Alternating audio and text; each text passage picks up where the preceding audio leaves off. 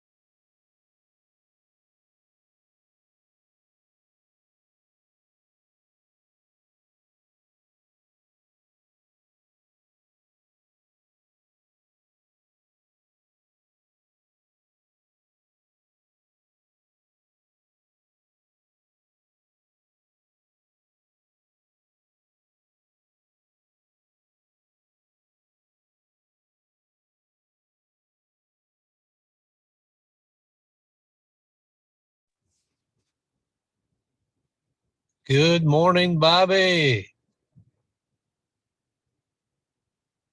I think you're on mute. I am. Good morning, Chad. I was just, Still can't hear you. you can't hear me? What about now? Can you hear me? Really? Can you hear me? Good afternoon, everyone. You can't hear me? Good morning. Chad, can you hear me? Good evening, everyone. I can now. Oh, That may be the music. okay. This is Bobby. Can everyone hear me okay? Yes, Yep. you're perfect. Oh, okay, perfect. Chad told me a moment ago he couldn't hear me, so I got a little nervous. I can now. Awesome. Awesome. All right. How's everybody doing? Great. All pumped up for the Very session. good. Awesome. Yeah. Great. Let me put up agenda once more in the chat if you don't already have. I believe you should have, but I'll put it once again. Hey, Taiwa. Hi Haritosh. Hi, Taiba. Hi everyone. Hello. Hello. All right. Tosh, is there a way to take a group picture? Absolutely. There are many ways to take a picture, and I've already taken one. And it's in the chat.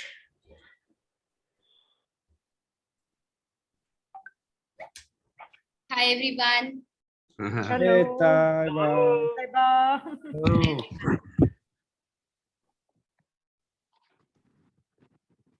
All right.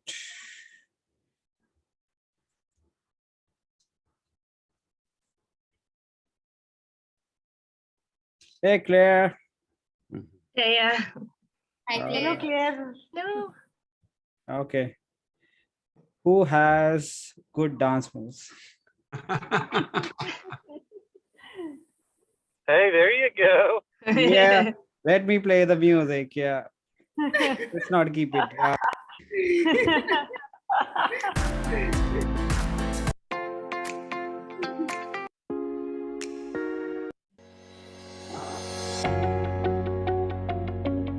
This is very inspirational. ये भी पापा ने भेजा था Hi, Achal. कब से ले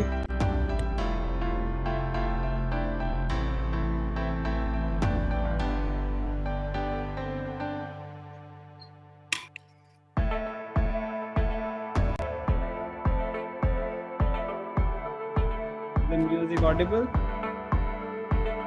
Yeah, it's audible. Bobby is also a Tony Robbins fan.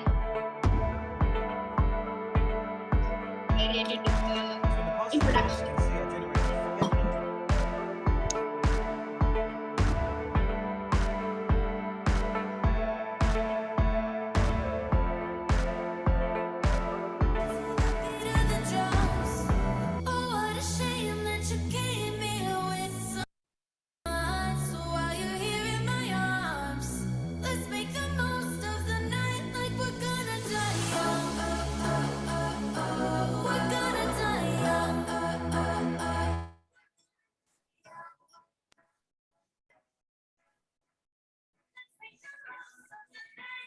Three minutes to go.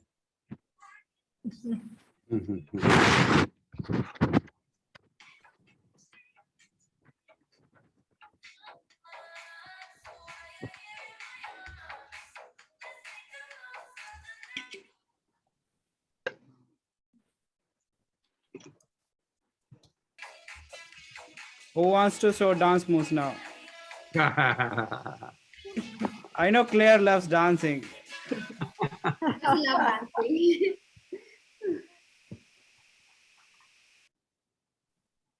Let's see here.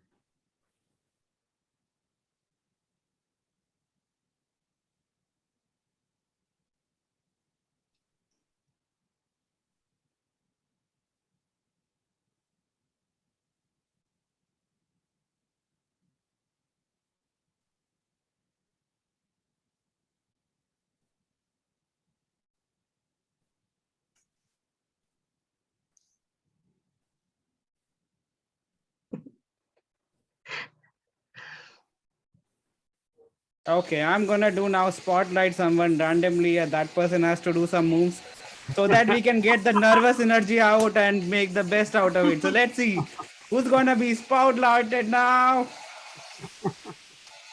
Come on, Devi, show some moves.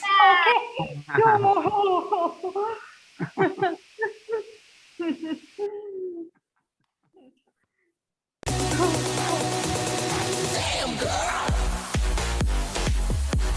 Come on, Bobby.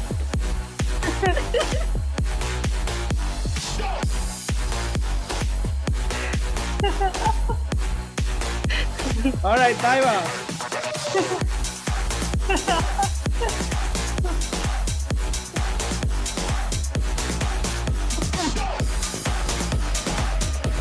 All right, clear.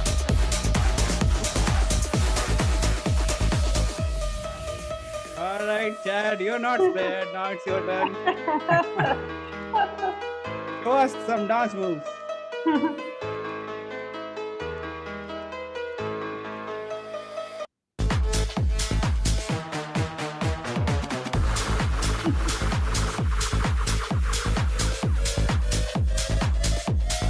All right, Archer is not on camera. Maybe he's dancing child.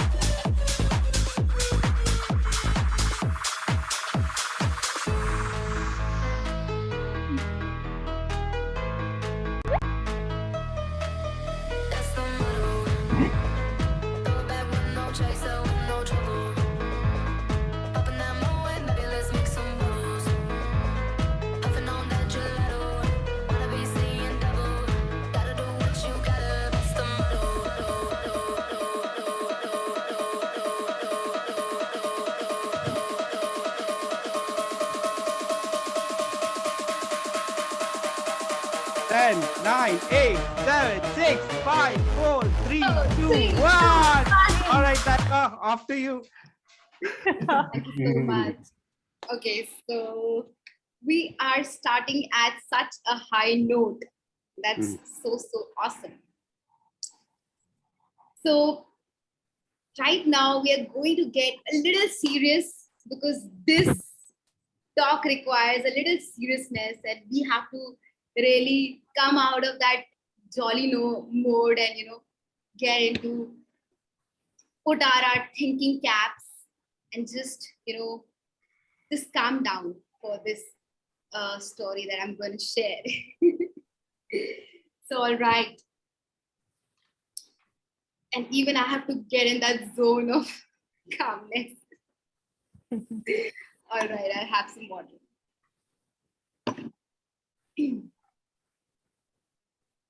It was 9th October 2012. A 16-year-old was attempted of murder. She was shot 3 times. Once, the first bullet missed her, the second bullet missed her, but the third one, it stuck into her skull and she fell unconscious.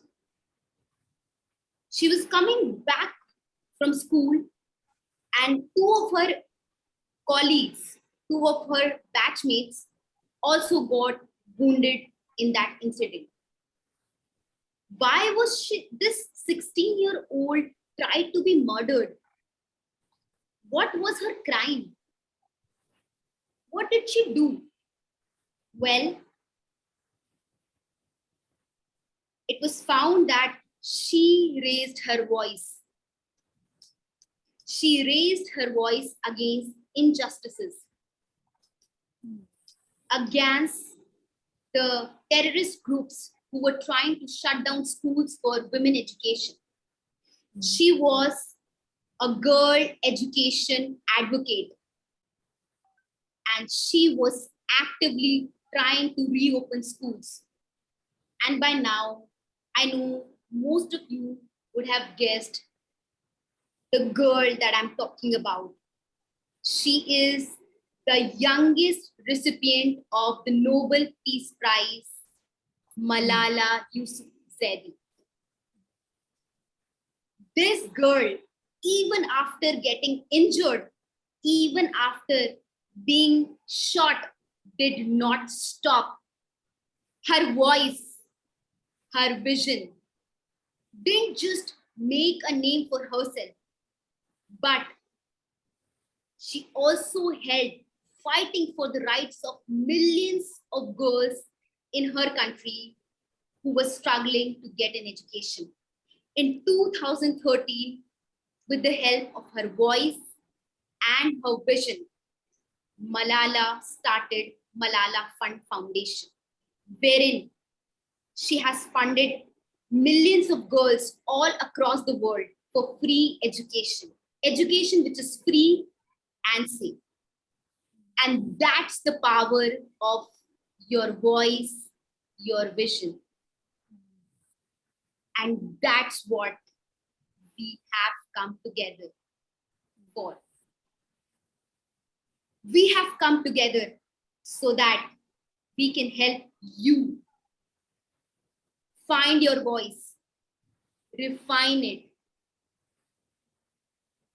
convert it into a vision, and help you get that victory that you are looking forward to. Imagine if the voice of a 16-year-old can cause waves in that entire world. What can your voice do? If used for transformation, if used with the right purpose, if used with the right mindset. So our today's talk is also very similar, on the similar lines. And I'm so elated to actually call upon our very first speakers. But before that, let me give you a glimpse about what all we are going to do. There are going to be some amazing pep talks that are going to supercharge you so that you find your voice, your vision, your victory.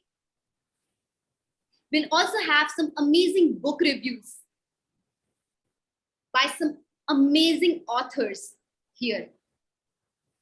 So fasten your seatbelts and get ready for a roller coaster ride of transformation, leadership, and getting a new vision, voice, and wait for your victory. So I would like to introduce our today's first guest, who is an action coach who specializes in helping busy professionals transition from their day job to their dream job without sacrificing financial stability. She was born and brought up in Basingstoke, UK, and is an accounting and finance graduate from Plymouth University. She's the founder of Poppy Dreams, through which she inspires people to work towards their dreams and take action. She's a Toastmaster as well as an award-winning speaker. Her motto in life is, you learn something every day. She's on a mission to show anyone can achieve their dreams. She's an upcoming author of her debut book, 1 to 1. In this talk, she's going to showcase how you can go from feeling cluttered to gaining clarity. Please help me welcome our today's first speaker, Claire Hardy, from Noise to Voice. Noise to Voice, Claire Hardy. Thank you very much, Taiba. I'm very excited and very happy to be here, and super excited to really kick off this event in style, hopefully. And I don't have screen share, so hopefully that will be activated soon. Perfect, thank you. From noise to voice, clear your cluttered mind. When we talk about noise, we talk about that inner mess and chatter that goes on in our brain. And when I talk about voice, I'm talking again about gaining clarity about what it is you really want, getting rid of all the things that might be getting in your way. We all get rid of the junk within our emails. So what if I told you that you can clear out the junk in your mind? That you can go for any dream. As Taiba mentioned, that is my absolute motto that I want to be able to give out, that you can go for absolutely anything that you want. And you can be victorious. This is me kind of feeling like it's being spread out with all the colors and the butterflies in an outward motion, that when you conquer your inside, the bursting of explosion of feelings and color come outwards. And the truth is, you can have that all. And if you're yet to believe in yourself, then believe me. Because in these 15 minutes, I'm going to take you on a journey so that you can find your voice. And within this next 15 minutes, you're going to be able to know what your vision is. And then you're going to find out how to be victorious. You might be thinking, where do I start though? Start here. And the only reason that you can then start here is by finding that dot that says, you are here. Whenever we're in a place that we're not quite sure on, that's the first thing we look for, right? Whether it's a dot, whether it's an arrow, something that tells us where we are so that we can then track our journey to where we're going. Hands up if your house looks like this. Some of us, but for the most part, generally, we try not to achieve this sort of mess and chaos. And the statistics prove, whether you're in India, whether you're in the US, and whether you're in the UK, those classified as hoarders are significantly low. So why is it, if we don't allow our houses to get like this, why do we let our brains get cluttered? Why do we get completely consumed by the feelings, the thoughts, the judgment, insecurity, and all these things that go round in our heads? If you think that you might not have a cluttered mind, what I'd like to ask you then, does this sound like you? When you're given a task or when you're looking at your to-do list, you can't decide which one to pick because they're all important.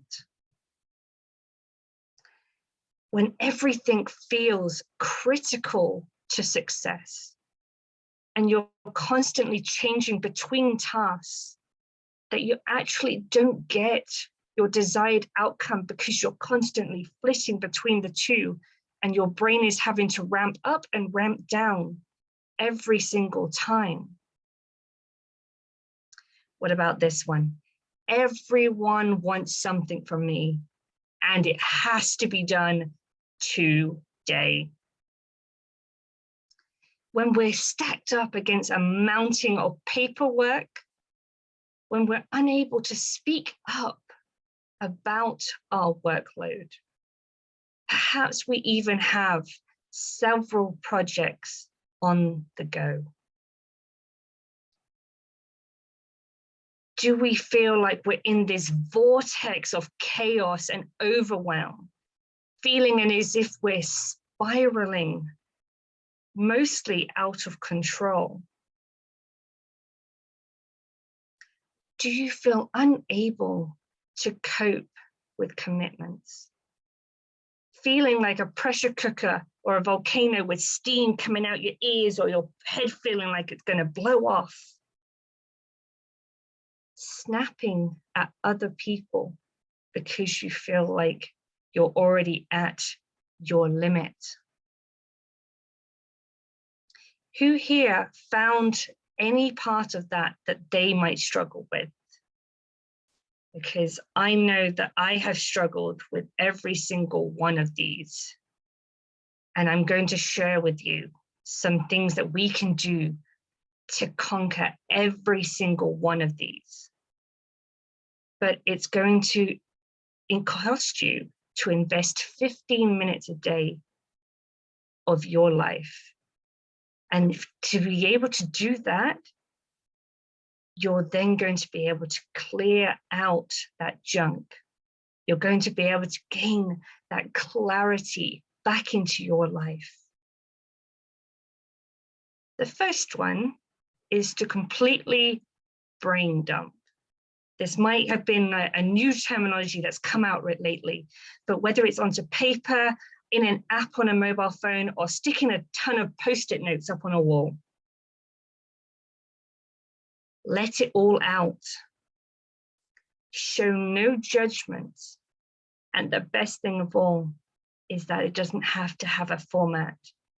Here are two examples where I've done a brain dump.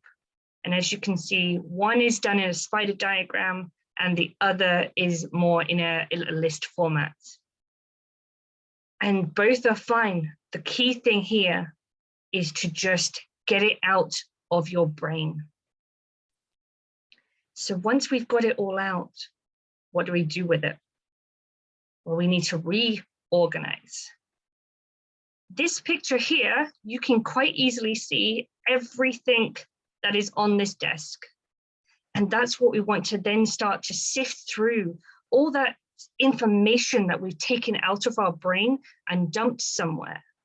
We then want to start collating it into sections. Sifting through what we can immediately normally see as junk. Pulling out the important or even the possibly important. Finding a system you like and works. Whether this is going through clutter in your house. Sometimes when we're sifting through it, we then put it into piles. This should belong in the kitchen. This should belong in the bedroom. This should belong in the living room. Or whether it's a checklist. This is my personal favorite because I love ticking things off. But it's about finding out what works for you, what gives you the most enjoyment. Because if it doesn't give you enjoyment, how easy is it going to be to keep up with it?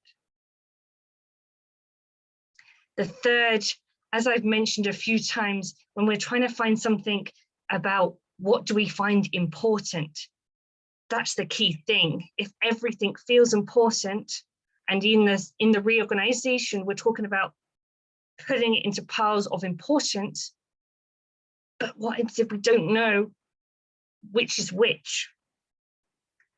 We split it into 3 piles. The must do today and this week. The should do soon, and we set a date for it. And the can be done when we're free. This quadrant is from Stephen Covey's 7 highly effective habits of effective people. And the urgent and important is the do. That's the do today and this week. The important but not urgent and the urgent but not important, the ones that say plan and delegate, are the ones that should be done soon. That's where we set a date for us to plan it to be done in a later date, or whether we need to then delegate it to another person to be done by a certain date. And the not urgent and not important, the ones that you can either eliminate, or even if they need to still be done, because washing up and things like that may not be urgent or important at the time, but they still need to be done. That's what can be then pulled through in the can be done when you're free. 5, if you spend 5 minutes on each of these 3 tasks That's the 15 minutes a day. That's all it takes for you to slowly bring about that clarity into your life. Another is, if it won't matter in 5 days, 5 months, or 5 years, it is not worth you spending 5 minutes more worrying about it. 3 steps: brain dump, reorganize, and prioritize. Spend 5 minutes on each of these activities, because 15 minutes a day can change your life. So let me ask you, is your life worth that? Are your dreams worth that? They say an apple a day keeps the doctor away. I say 15 minutes a day keeps the clutter away. Back to you, Tyra and Debbie. Wow, I am amazed. 15 minutes of decluttering, 15 minutes of prioritizing keeps all the clutter away from your life. That is such an amazing food for thought. And, you know, all the points that you mentioned, first the brain dump, and then how do you repile it into different piles and then prioritize it. Such beautiful, such simple, such effective lessons that I think we all need, because it's just worth our time. Amazing, amazing talk, Claire. So now it is time for a book review session. Okay, so this book review would be done by Chad Malone. He is a well-respected international communicator and author of the book, Finding Your Passion from Inside Out. Chad Malone, I'm really excited to know about your book, Finding Your Passion Inside Out. So tell us about your book, Finding Your Passion Inside Out.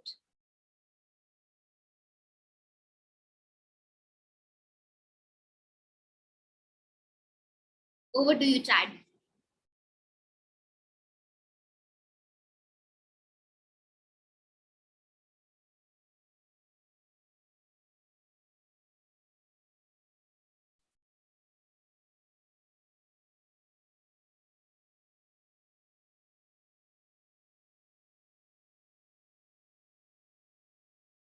Chad, can you hear us?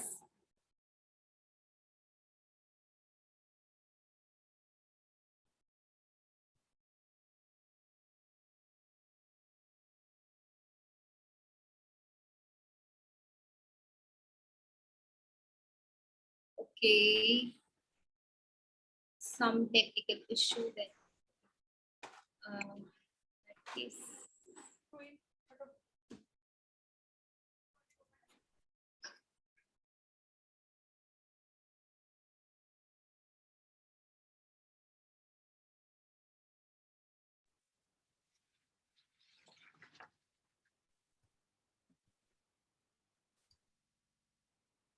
I can send him a text message if that would help. Let's see. Okay. Let's see if I. So, Bobby, would you like to do the book review in case Chad is having some technical difficulty? I have not read the book, so I don't know. So, yeah. The next book, you and Chad, you both are co-authoring, right? Oh, yes. Okay. I'm texting him now. Okay. Give me just a moment. Okay. And I'm sorry, I misunderstood what you were doing. Yeah, no worries. We'll have some music in the meanwhile. Music always helps, you know. Yeah, definitely.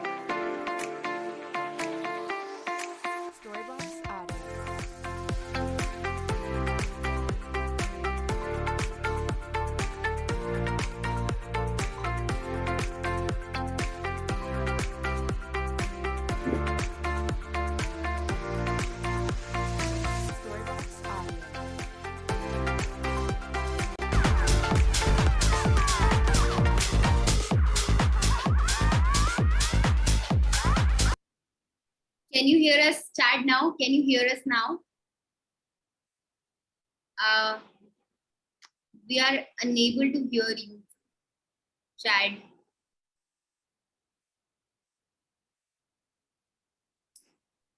Can you say hello once again? Maybe this time. We are unable to hear you, Chad. You are on mute. Okay. Now, can you try again?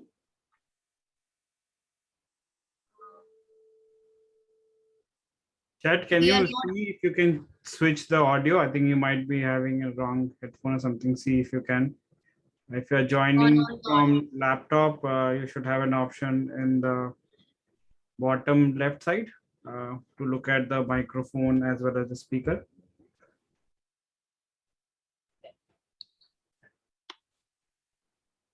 We still can't hear you. All right, let's do this. Chad, maybe you can start, try joining once again and see if you can get some help. I'm happy to swap the place with Chad if need be, or we can go ahead with Bobby as well. Yeah, I can insert some information here if you're ready. Excuse me. So Absolutely. I have to give Chad the credit for this because he's the mastermind behind it. He has asked me to co-author this book with him, and what it is, it's a book of quotes and reflective questions. And the goal of this resource is to encourage and challenge others to reach their full potential. And what we're doing is Chad is taking the letter A through Z, and he's having a quote. So there's 26 quotes and reflective questions for each letter of the alphabet. And I'm doing the same thing. So I'm doing 26 quotes and 26 reflective questions. So together that's 52. So 52 weeks in a year. So we're having encouraging quotes to help people reach their full potential. And we hope to get it out by the end of this year. So that's, it's really exciting. I'm really, like I said, Chad approached me and we're ready. This is such an interesting concept with the attention spans going down. I think this is a phenomenal concept. Thank you. Thank You you guys so hear much. me now? Oh, there he Yeah, is. we can hear Chad. Hey, All right. Chad, this is Bobby. Can you hear me? Yep. Hey, they asked you to do the book review, but you were having a hard time. I just shared with them the concept of our 26 and 26 A through Z and reflective Okay. questions. So I want to give you the credit because this was your idea. So if you have something you want to share about that, please at this time insert any information. I think you probably did it well. You probably did it justice. So I'll trust you on that. Yeah, Chad also would like to know about your book, Finding Your Passion from Inside Out. Finding your passion from also want to know, is it also want to know about your book, Finding Your Passion Inside Out. Is it the same book which has 26 quotes and 26 questions from you and then Bobby? No, actually, Finding Your Passion from the Inside Out is actually a book that is soon to be out. Whenever I talk about soon, I'm talking either this month, hopefully no later than next month. But what it is I've basically created 7 strategies that I personally work through in my life to help me to get to where I'm at. And so those are the things that I feel like can be very valuable to other people. And so I just basically penned it to paper and got a hold of the publisher and said, hey, can we do this? And we're making it happen. So I'm pretty excited about it. Okay, so who's your target audience for the book? Target audience. That's a very good question. I think anybody and everybody that wants to take their life to the next level. I'm a firm believer that you have to have passion in what you do. And that's something that I really, I love what I do. I love it every step of the way. And the thing is, I think if you're somebody that's not passionate about what you do, you're not going to go very far. So you have to really have a passion and a love. And I tell people all the time, the way to really tell if you're passionate about something is if you wake up in the morning and you're ready to achieve it, if it keeps you going through the day all day long and it keeps you wanting to move and get you excited, and then by the time you're ready to go to bed, you're just completely exhausted chasing after it. So those three things, if those are key in your life, I think then the book's for you for sure. Amazing. Can you share one or two strategies to finding your passion inside out that you have shared in the book? So one thing that I talk about in the book, I won't say that it's my favorite chapter because, they're all my favorite chapters, but I actually call them strategies because I think every book's got a chapter, but I think when you actually take a strategy to it, it makes it a whole different ball game, if you will. But I'd say probably strategy number 3 is probably one of my favorites when I talk about your life as a journey. And I have been one of those that have always been excited to get to the destination. Like I know Bobby and I are planning something, hopefully to connect and, later this year. And, I'm already excited about that, right? But the thing is, I've got to be excited about what's going on right now in my life and be present in that moment. And so I think we always have to strive on, being present in our moments, because those are what makes the journey. Bobby and I have been going on probably close to, I'd say probably a year of friendship now, right, Bobby? Probably. Yes. So about this time last year. So it's just one of those things where, with Bobby and I connecting, again, that's part of my journey. That's part of his journey. Haritosh, I've known him for a while. It's part of the journey, right? And getting to be on this call with all of you and part of the journey. And that's, the whole premise of that book is stop worrying about getting to the destination and focus on the journey that's at hand. And again, I think when you have that as your passion focus, it can really take your life to the next level. That's an amazing book, Chad. Already the word passion excites me because I too wrote one of my books on passion, Unleash Your Spark. So passion, this word sort of drives me, and this is very close to my heart. Thanks for sharing that book review with all of us. It was such a pleasure hearing your insights from the book. Thank you so much, Chad and Bobby, for your insights on your upcoming books. It'll be Thank good. you. Now we'll be moving on with the session, and we will be inviting our next guest for another awesome talk. So she's a communication coach, a certified trainer, and a certified creative writer. She has 5+ years of speaking and mentoring experience. Her expertise lies in coaching students and professionals on topics like public speaking, impromptu speaking, effective feedback, and business writing. In addition, she's an accomplished freelance content creator with about 4 years of business writing experience. She loves to pen down short stories, poems, and quotes. One of her story, Animals and the Third World War, was published in the book, The 3 R's by Guinness. So please help me welcome our today's very, very special author, the next next speaker for our today's evening, whose topic is finding your authentic speaking. Find your authentic speaking. Devi D. Devi D, welcome for our today's talk. Over to you. Thank you so much, Taiba. Thank you so much for that warm introduction. I'm really humbled hearing that introduction. So am I clearly audible, everyone? Am I clearly audible? Yeah. Yes, you're clearly audible.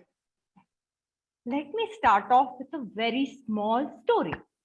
Once upon a time, there was a girl who went on to give her very first corporate presentation. She started preparing the presentation with full joy and enthusiasm. But when she came onto the stage, she could just mumble 2 words, "Good morning." And she completely blanked out. She got tensed. She got anxious. Fear started taking over her. Can any of you in the audience guess who this girl was? Can any of you? Just give it a shot. Just give it a shot. Okay, let me tell you who that girl was. Yes, Claire has already put it in the chat window. Yes, that girl was none other than Devi 10 years back. And 10 years back, I happened to give my first ever corporate presentation and I completely messed it up. I completely blanked out. And that day was one of the most disappointing days of my life. But then I came back home and I analyzed, why did I go wrong? Where did I go wrong when it comes to public speaking? Then I realized one thing. I was not authentic in my speaking style. I was trying to imitate somebody else. That's why I failed in my first ever corporate presentation. And today, I want to share with you all 6 golden tips to be authentic when you are speaking. So let's start off with the tip number 1. Don't ever memorize your speech. When you start memorizing your speech, you have that fear that I'll forget one line, one sentence, am I speaking correct? But if you just speak from heart without memorizing, all the story flows out very well. You're more natural in your speaking. Honestly speaking, today's speech, I don't have a script. I have not prepared any script. I have not memorized the speech. I only have the 6 pointers with me. And I have just remembered the pointers and I'm going to speak from the heart. And that's what I'm doing now. So when you speak from heart, the flow comes out naturally and you become yourself. You can realize the authentic self. That is tip number 1. Tip number 2 is always select a topic that's very close to your heart. If I have to speak on some topic, it will be either on public speaking, either on writing, either on marketing, which I know I can speak well. But if I have to speak about cloud computing, if I have to speak about IT, I will probably blank out. I may not speak anything properly. I may mumble. And so my tip to all of you out here is speak on a topic that's very close to your heart. And I still remember the presentation that I gave 10 years back. I spoke on a weird technical topic that is on Hadron Collider. And I mugged up so many technical stuff and I forgot on the stage. So never do that mistake that I did. Select a topic which is very close to your heart. That is tip number 2. Coming to tip number 3, use a conversational tone in your speaking. So what do you understand by a conversational tone? You should form a good connect with the audience when you're speaking. It could be through questions. It could be through story as well. For example, my speech today, I started with a story, my own personal story. So when you start with a personal story, the audience can relate to you. And I've just seen in the chat window that Claire also says that she's messed up with her presentation. So that's the relatability factor that I got in today's presentation.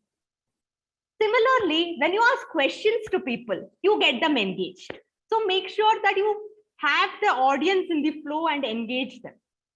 Also, the third tip that I would like to give is whenever you are speaking, use words like you, we, When you say you are speaking to one person in the audience.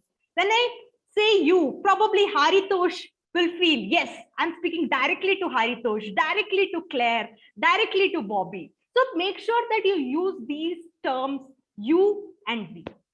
That is the tip number 3 for all of you. Use a conversational tone. Now coming to tip number 4. And this, I have been implementing this tip, but 10 years back, I too had no idea about this. That is, don't ever aim for perfection in your speech. Don't ever aim for perfection. We feel that, oh, I don't have a good vocabulary, I don't have a good sentence, I don't have good ideas. But let me tell you, if you have not tried out, how do you know that you don't have good idea? Only when you try out things, you take feedback from mentors and coach, you'll get an idea of what speaker you are, where do you lag behind, where should you work on. So don't ever step back from speaking just because you're not perfect. Go out there and explore your style. You will learn on the way. So my coach Haritosh always mentions it to me, don't be a perfectionist and be a progressionist. So I'm following that mantra at this moment, and all of you, I recommend do follow this mantra. This will give you a lot of peace of mind, a lot of belief in yourself as well. So that is tip number 4 for all of you. Don't ever aim for perfection. Be a progressionist. Now coming to tip number 5, that is identify your own unique mannerisms. What do you understand by mannerism? If you are a person who can naturally crack jokes in a speech, in a presentation, implement it. Don't force to get a joke. Don't force to put out a punchline. I remember taking part in humorous speech contest 2-3 years back, and I failed at it. Trust me. And I realized that is not my cup of tea. I'm not going to attempt it again. Accept that fact. If humor is not your cup of tea, don't attempt it. Probably speaking from heart, speaking with a lot of energy and enthusiasm will be your cup of tea. Stick on to that and capitalize on it. For some people, smiling, natural smiling will be their unique mannerism. Stick on to that. Identify what is unique to you and just capitalize on it. Don't try to fake anything. Don't try to fake any mannerism. That is the tip number 5 for all of you. Find your unique mannerism to come out as an authentic speaker. The last and final tip for all of you is, that is tip number 6. Don't ever fake energy and enthusiasm. Yes, we need to have energy, we need to have enthusiasm, but don't ever overdo it. I've seen speakers running across the stage, using the full stage and just randomly moving, jumping across on the stage. Don't do that. Don't ever do that. Have that energy. Use it at the required time. Okay? Interact with the audience, show that smile, show that energy, but don't overdo it. It can be really distracting to the audience. That is the tip number 6 for all of you. Don't fake energy, don't fake enthusiasm. So to summarize my talk today, I would recommend all of you to find your own speaking style. You can take inspiration from different speakers, but never try to copy others. Take inspiration from them, find your unique mannerism, find your conversational style, speak in a topic that's close to your heart, and don't ever memorize your speech. That's when you will come out as a very authentic speaker. So today, when I stand here and deliver my speech or presentation, I feel that I hope that I'm coming out as an authentic and genuine speaker, and I have identified my speaking style. Have you identified your style? Over to you, Taiba. Thank you so much, Devi, for that lovely, lovely talk. It was heart-touching. Don't try to fake it. Try to be real. People will connect more. And it was in fact found in a survey also that, what people hate the most is a speaker who's trying to fake things. So Devi, you have given some golden nuggets for becoming an authentic speaker. Thank you for that amazing, amazing talk.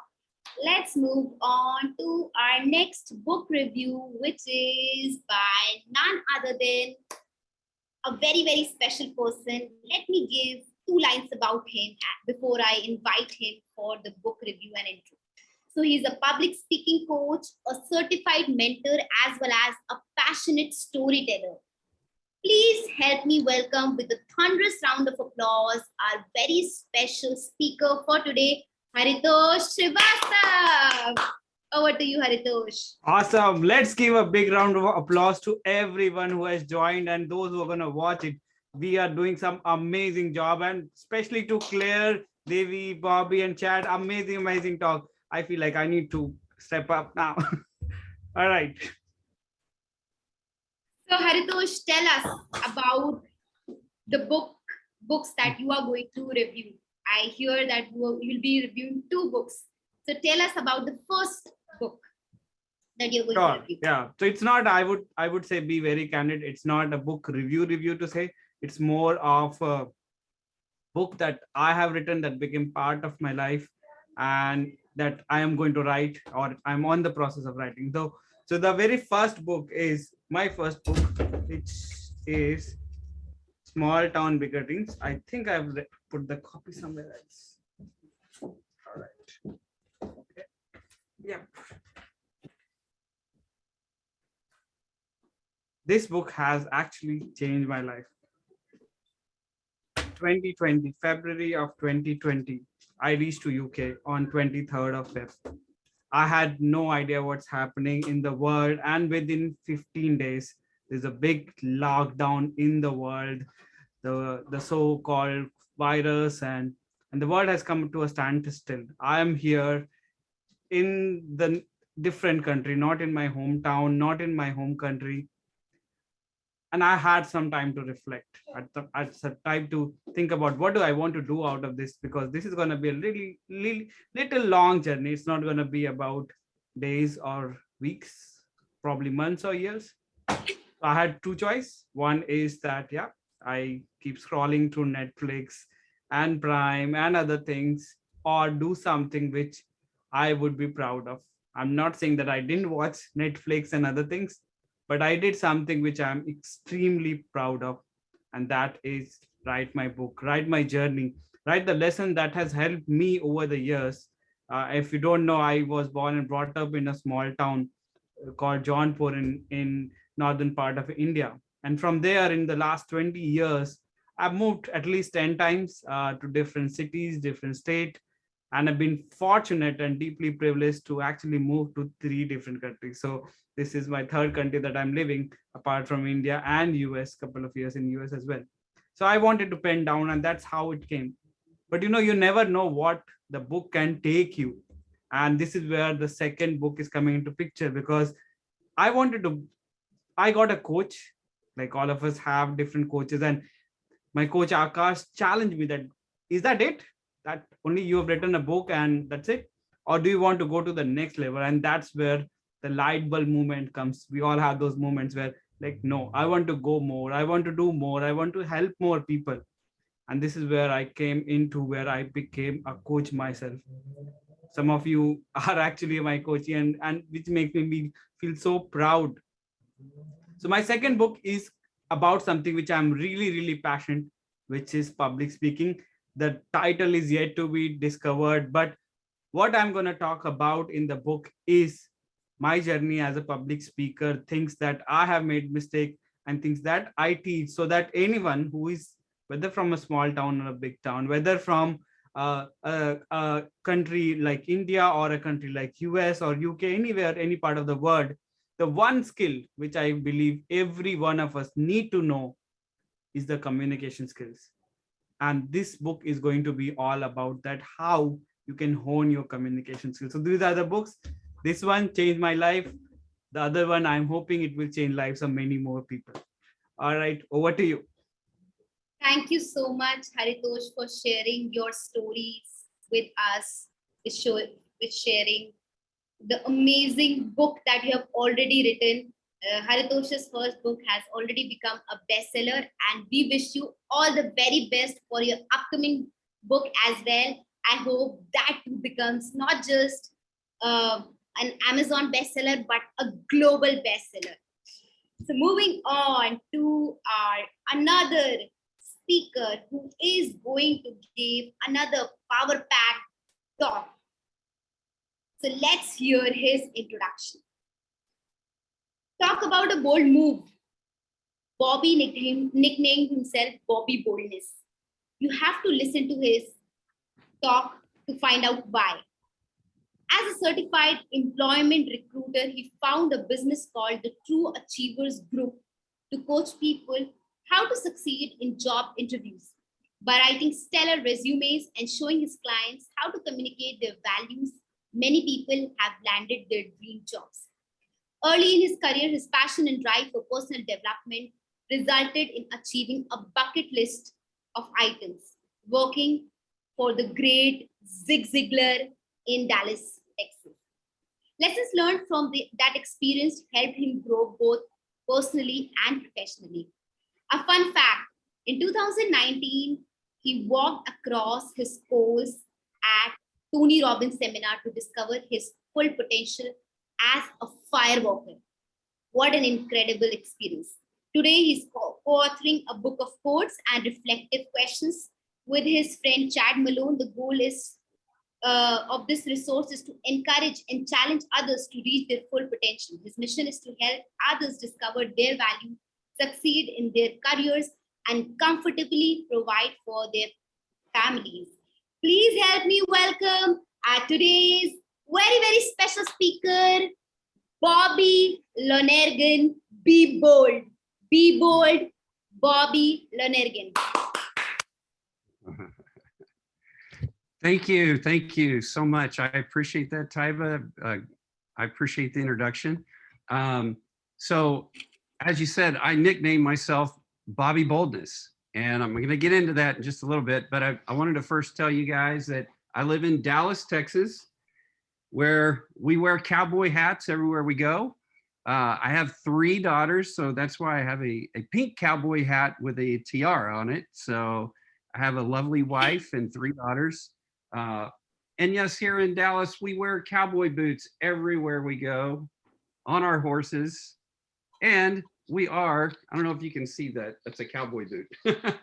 And we are the home of the Super Bowl champion Dallas Cowboys.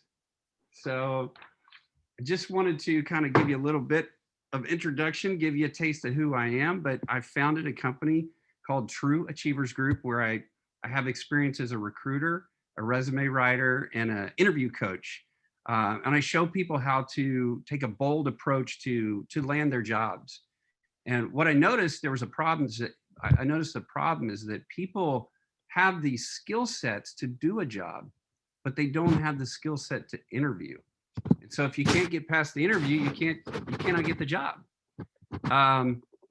So one of the techniques that I use, like in my resume writing, is I pull information out of people. I get to know them personally. And sometimes I'll ask them, do you have a nickname? What are you known for?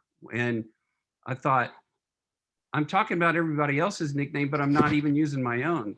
So because I'm showing people how to be bold, no one's going to remember the name Bobby Lonergan, but they'll remember Bobby Boldness, right? So I want to do something that's unique, that stands out.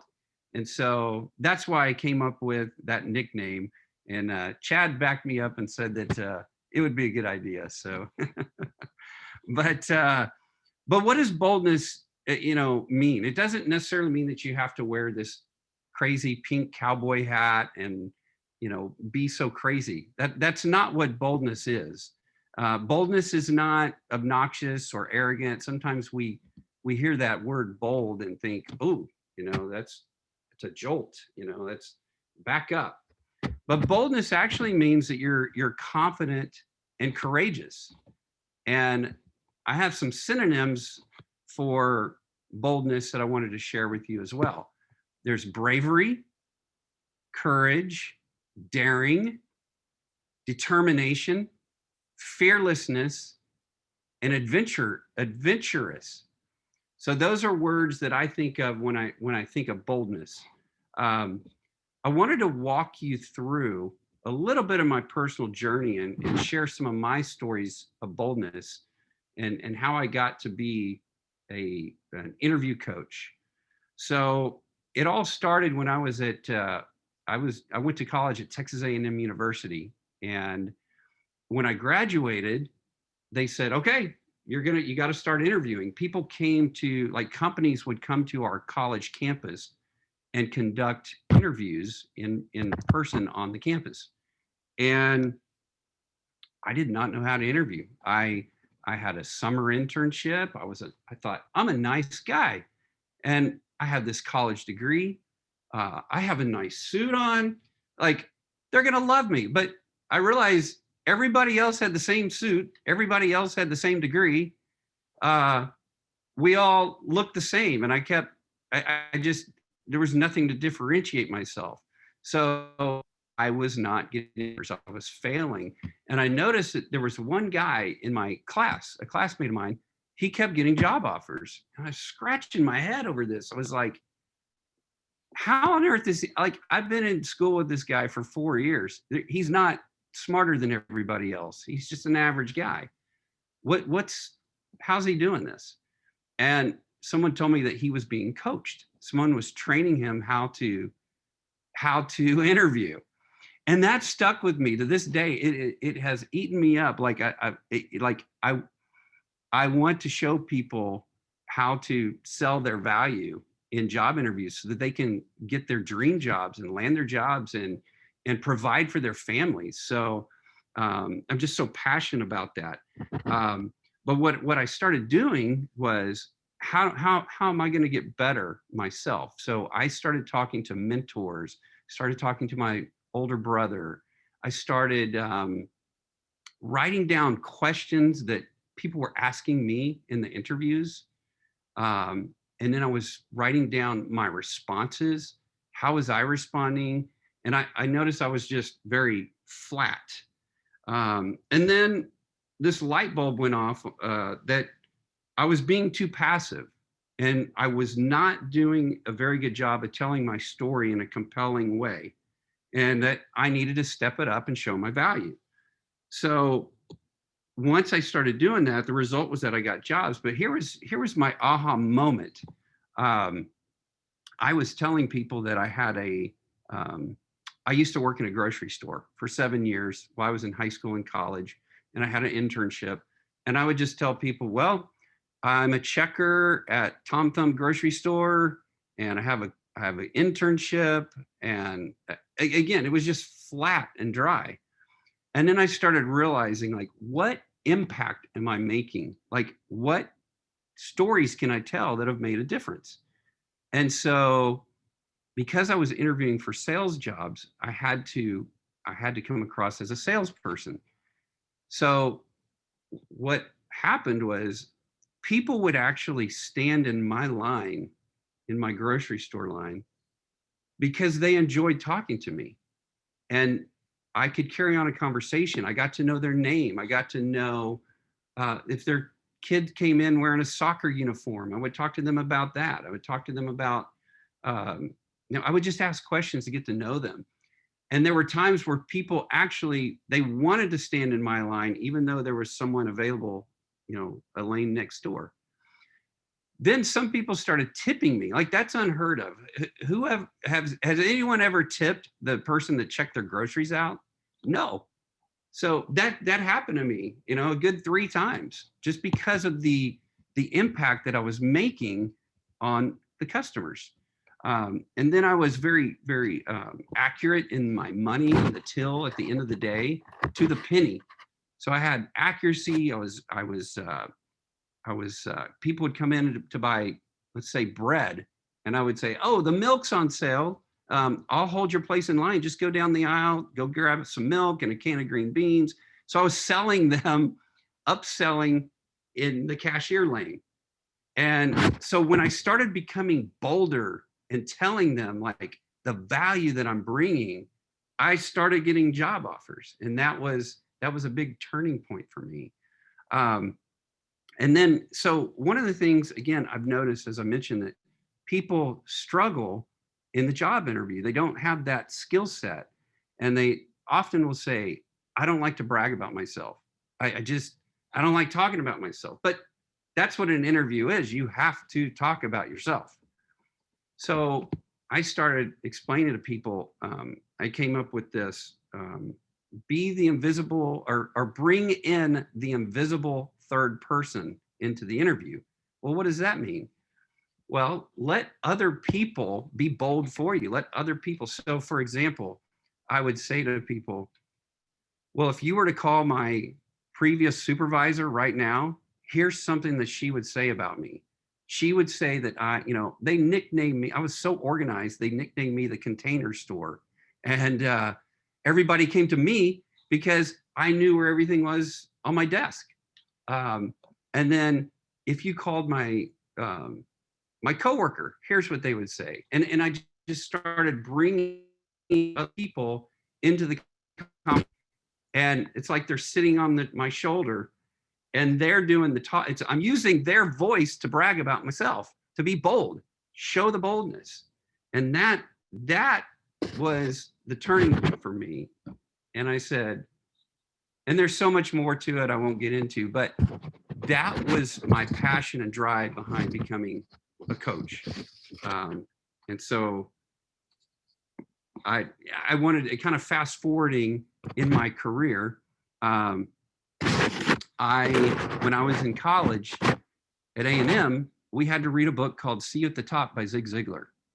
And it's one of my favorite books to this day. And I thought, man, if I could ever meet this guy sometime, I'm going to do it. Well, Zig lived in Dallas and I lived in Dallas.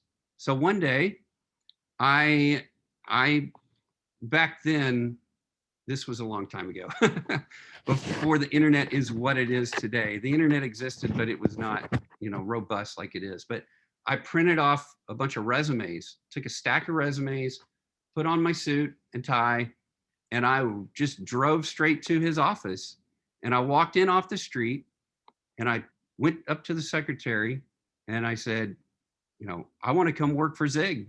Here's my resume. Told her about my story about reading his book in college, and that I was determined to come work there. And started looking around his lobby, and he had this really big book on testimonials, and it was just a really special place. I just soaked it all in, and then I left. And then the next thing I know, like, my phone's ringing, and they called me back that same day to come back for an interview. And I ended up getting the job. And I asked them, I said, why did you hire me? And he said, it wasn't Zig, but it was the manager there. And he said, because of your attitude, the attitude and the courage and the just walking in off the street and the fearlessness. He was basically telling me I was bold. You're a bold guy. And if you're a bold guy, you can sell our product. And so one of the things that one of my favorite quotes of Ziglar is, timid salespeople have skinny kids. Timid salespeople have skinny kids. So if you're shy and you're passive and you're just sitting back, you're not going to make any sales, and your family's not going to eat. So that one always stuck to me. But because of my boldness, the result of that was that going to work there, I improved my sales skills, and I met an influential mentor. Chad knows this man very well, Mr. Brian Flanagan. He is an awesome sales trainer, and I love the man to death. He was such an inspiration to me and taught me so much. And I got to also personally know the legendary Zig Ziglar. So there's a result of your boldness. Okay. Moving on, again, I'm kind of walking you through some different stories I just want to share with you. I was in a job interview, and I was interviewing for a recruiting position, And this woman who was interviewing me was pretty darn arrogant. She was not the nicest person in the world. And she said, I just don't understand this resume. It just doesn't make sense. And what do you even want? And she took my resume and tossed it. And it literally, it was like slow motion. And I'm like, no, I'm like trying to catch my resume as it landed on the desk.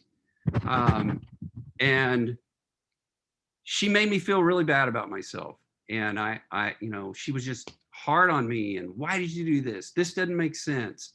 And I was really mad at myself because I was not bold. I didn't stand up for myself like I should have. Kind of had my tail between my legs. And I was like, yeah. I just, it was just a bad moment. But what I learned is a confused mind doesn't buy. And I know that's something I've heard Brian Flanagan say many times. She didn't buy me because I was confusing her. I did a horrible job of explaining and what I could.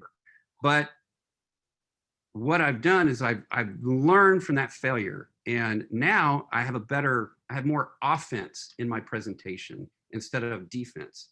Instead of just sitting back, I can come with a plan, right? Come with a plan to attack.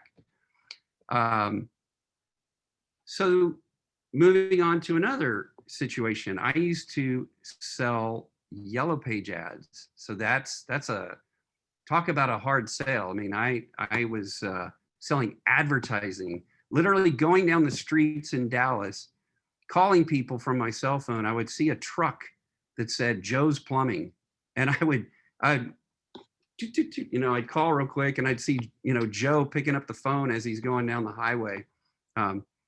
I was hands-free, by the way, just in case y'all are worried that I was driving with my cell phone. So and then I would just ask questions about advertising and who does your advertising, and you had to be extremely aggressive and bold to get to the decision makers. And driving around the streets of Dallas, it's 100 plus during the summer. I was wearing a suit and tie. I'm talking to people that are tree trimmers and lawnmowers and landscape lighting and attorneys and you name it, across the gamut. But I had to be extremely aggressive and bold and ask people, a lot of questions. But before I got the job, I interviewed for the position, and they told me, they said, we have decided we're not going to hire you. We've decided to go with somebody else that has more experience. And I said, well, no, I would like you to reconsider that, please. I didn't accept that. I didn't like their answer. And I was doing it professionally, but I said, please, reconsider. And they're like, manager said, well, no, we've already made a decision, and we're going with Nancy. And I had walked past Nancy in the interview. She was walking out and I was walking in.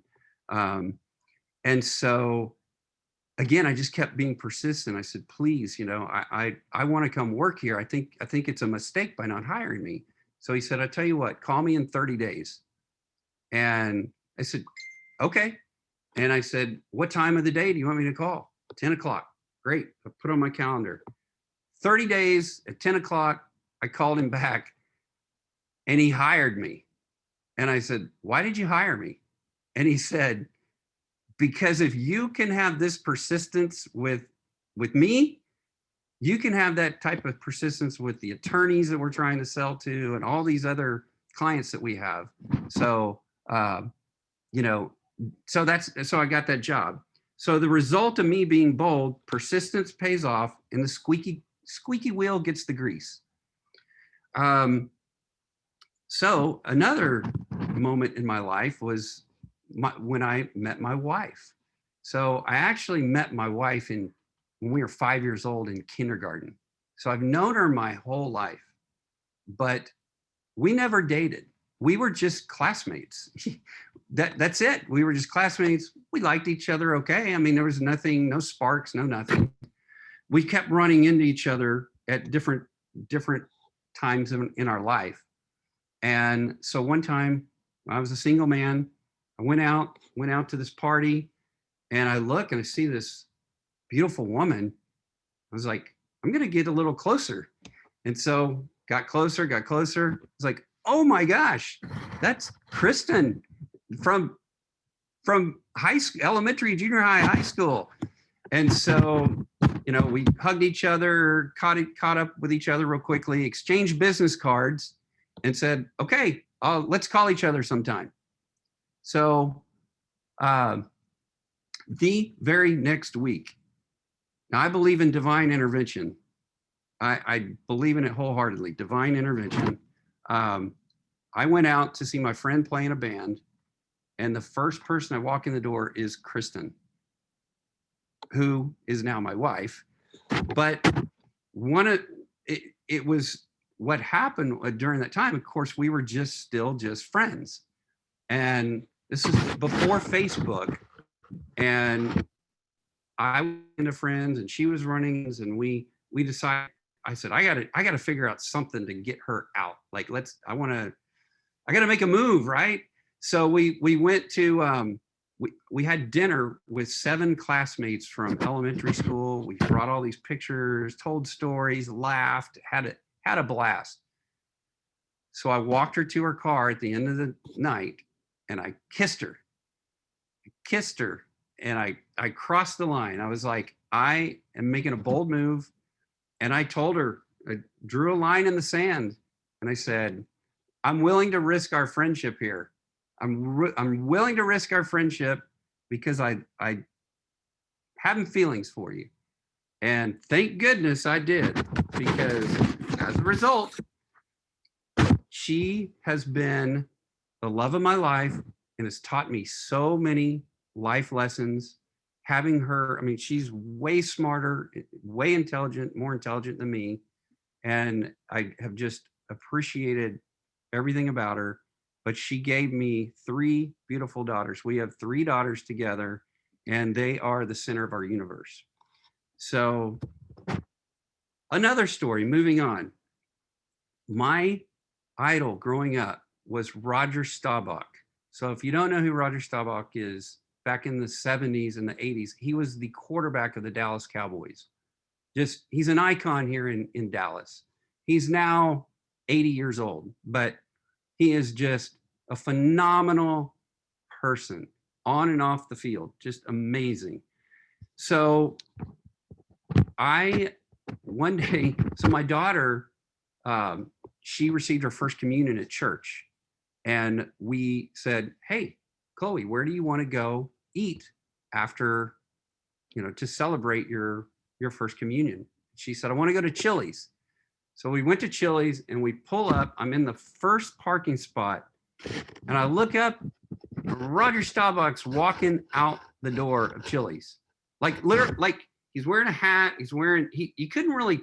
I'm pretty good with faces and mannerisms and body language, and I knew. I was like, that's Roger Staubach. And so I jumped out of the car. We're all dressed in, suit. I'm in a suit. My daughters are in dresses. My wife's carrying like a thing of brownies, a big platter. My daughter is in her white first communion outfit. And I got out and I said, Mr. Staubach, can I get my picture taken with you? And he said, he kind of hesitated, and he it's hard to show on, he gestured like towards the parking lot, like the other way. He said, well, my family's that way, and I'm on a way. He was very polite, but it was kind of shunning me. He said, I'm on the way to my grandson's soccer game. And I said, now in my head, I'm thinking so fast, like, how many millions of people have told him his whole career, I love you. I love your, you're my idol, football. Just, bowing down to him. So in the moment, I started thinking, I was like, his daughter, who's my age, she wrote a children's book. And I went and I took my daughter to the library when she was launching that book, and she read the book to my daughter and a group of kids, and I supported her. I bought her book and she autographed my book. And so in the moment, I was like, don't talk about him, talk about his daughter's book. So I said, hey, I have your daughter's, Michelle, her book, it's wonderful. Where's Pidge? And my daughter loves it. And I started, Roger stopped in his tracks. And all of a sudden he had all this time. And he motioned to his wife, hey, Marianne, come here. He looks at my daughter because he's Catholic and we're Catholic. And we started talking about First Communion and the church. And next thing I know, he's asking his wife to take a photo of us. And so anyway, that was a moment that, as a result of my boldness, I got a family photo with Roger Staubach, and his daughter reached out to me later. We communicated, and she had him autograph that photo for me. So it's very special. Another moment was my soccer coach growing up. And soccer, and almost like a second dad, was so inspirational to me. His son was on my soccer team, and there was a brotherhood of guys. We all played soccer together through the years. And he was always on my heart growing up. And so about 4 years ago, I decided to pick up the phone and call him. And I said, Mr. Luther, this is Bobby Lonergan, and I want to tell you just how much you mean to me. I love you. I care for you deeply. I think about you a lot, and the impact you made in my life is just, I just want you to know how special you are to me. And he said, you want to have lunch tomorrow? So the next day I had lunch with my soccer coach, and he was elderly. And I brought pictures. We told stories. I cried. It was just a wonderful, wonderful moment. Well, in January of this year, he passed away. And his family told me how special that was for him, for me to call, pick up the phone, to be bold, to make that move and share with him. And they asked me to read, and I ended up reading and doing a eulogy at his funeral. So had I not reached out to him, I would not have been able to be a part of that. So am I going way over on time? Am I doing okay? Okay, so I'm okay. All right. We have 4 minutes. How many? 4. 4? Uh-oh, I'm gonna go fast. Let me see if I can go faster. So I'm gonna skip over a story just to kind of get, I had a story, but I'm gonna move past that. So I wanted to talk about some qualities of boldness, okay? So step up and make the first move. You got to step up and make the first move. Like I did, when I kissed Kristen, I had to make the first move. Expect the outcome that you need. Expect that outcome. When I worked for the advertising company, that's what I did. I expected the outcome, and I was persistent. Do not doubt. Do not hesitate. Have no fear. Hesitation will kill you. So you can't hesitate. Like when I saw Roger Staubach, if I had hesitated, and if I had just said, oh, well, first of all, if I didn't get out of the car, never would have talked to him. And if I was like, okay, all right, I'm sorry. I didn't hesitate. I moved forward. Take a risk. You have to take a risk. Don't be casual. Be direct. And realize that you're not going to please everyone. Some people are going to think you're crazy. You may be bold and do something, and it's not the right move. You're not going to make everybody happy. That's okay. Attack life. Be proactive. Make a plan and know what you want. Be driven. Have desire. Pursue it. Be intentional. You have to be intentional. Play offense. Like I said, be proactive, and do something that no one else would expect from you. Just like, it's surprising. when I coach people, I talk about a jaw-dropping moment. There's techniques that I do where I want the person across the table to be like dropping their jaw, going, "This is amazing. You are exactly what we're looking for." So, and when you know what you want, ask for it. Don't be afraid to ask for it. Okay. So kind of as I'm concluding here, I want to focus on the wheel of life, like the big 5 areas that I'm thinking of is your career, your relationships, your physical health, your spiritual, and your finances.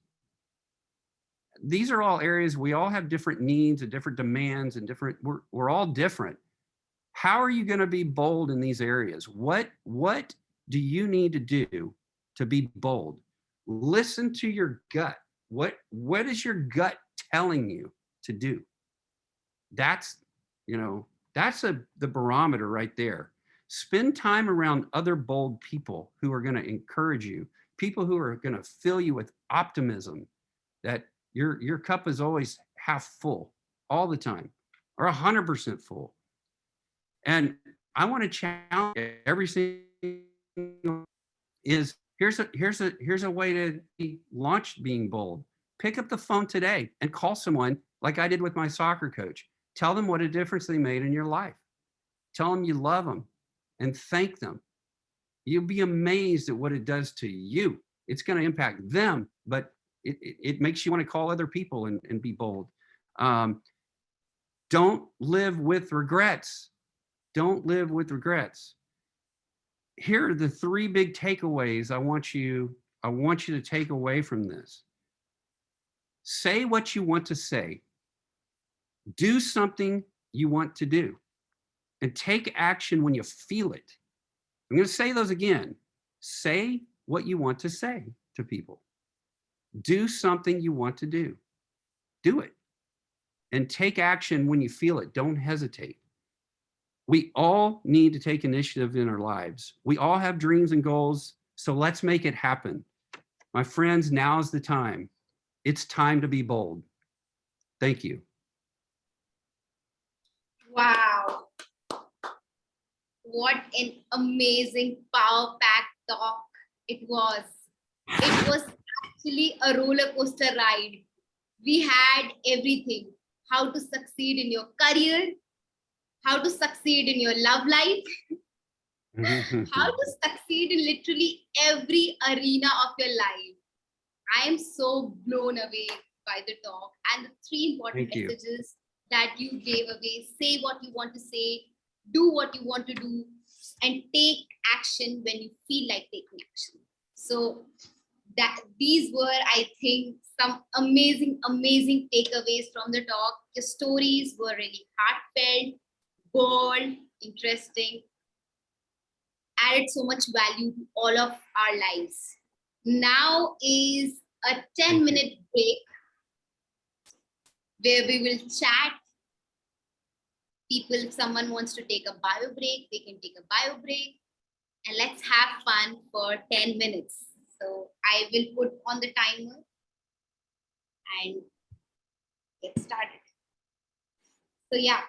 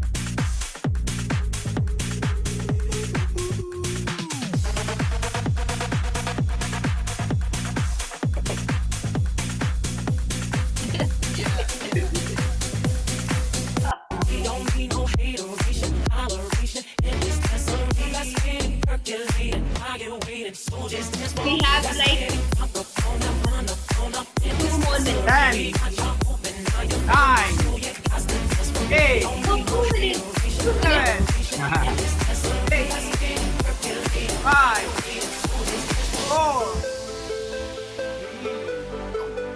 2, 1.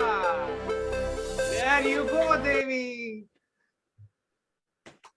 A warm good evening, everyone. How's the party going on? How's the Josh? Awesome. Very Can I high. hear from all? Very high. How about everybody else? How's the party going? Amazing. Amazing. How about you, Bobby? Chad, how is it going? It's going awesome. Awesome. Very nice. Very nice. A warm good evening, everyone. Cordially welcome you all to session number 2 of the World Needs Youth Summit. We have had such an amazing first half. My co-host Taiba started off on a very good note. Let's first give her a big round of applause. Let's give her a big round of applause. And let's give everybody out here a big round of applause. You all have been doing a wonderful job. Very good. First half was amazing. We had a lot of stories. We had a lot of power-packed speeches. To start off, Claire gave us a very clear picture of how to declutter your mind, declutter your room, and it was amazing and very good takeaways. I really liked the book review session that Chad conducted, that Bobby brought in, that Haritosh brought in his views. And I have read the book Small Town, Big Dreams, and it's an amazing book if you want to start off on any journey in life. And I'm really looking forward to the book written by Chad and Bobby together, especially on passion. That's one thing excites me, to follow your passion in life. And to come to Bobby's talk, that was power-packed with wealth of knowledge, especially on the strategies that he adopted as a sales personnel, the strategies that he adopted to succeed in life, and every word was worth emulating. Thank you all for delivering such a wonderful talk. So welcome you all again to the session number 2. We have another set of power-packed speeches lined up. So the first person who is going to be speaking in this session is one of my very close friend. She is Taiba Mahmood. If I have to introduce her, I can take days to introduce. She has a lot of feathers to her cap, but I'm going to keep the introductions short and sweet. Taiba, she's a public speaking coach. She's a communication coach. She is one among India's top 250 motivational speakers. She's also the winner of multiple international speaking contests and author of the 5-star rated book on Amazon, that is Unleash Your Spark. She helps people create confidence, credibility, and connection through impactful public speaking and communication. Today, she will be going to speak on a topic that is how to convert fear into excitement. So let's hear it from Taiba herself, Taiba Mahmood. How to convert fear to excitement. How to convert fear to excitement. Taiba Mahmood, the stage is all yours. Thank you, Devi, for that wonderful, energizing introduction. Please give a huge round of applause for Devi. Thank you so much. Thank you. Yeah. So, fear. Have you felt fearful?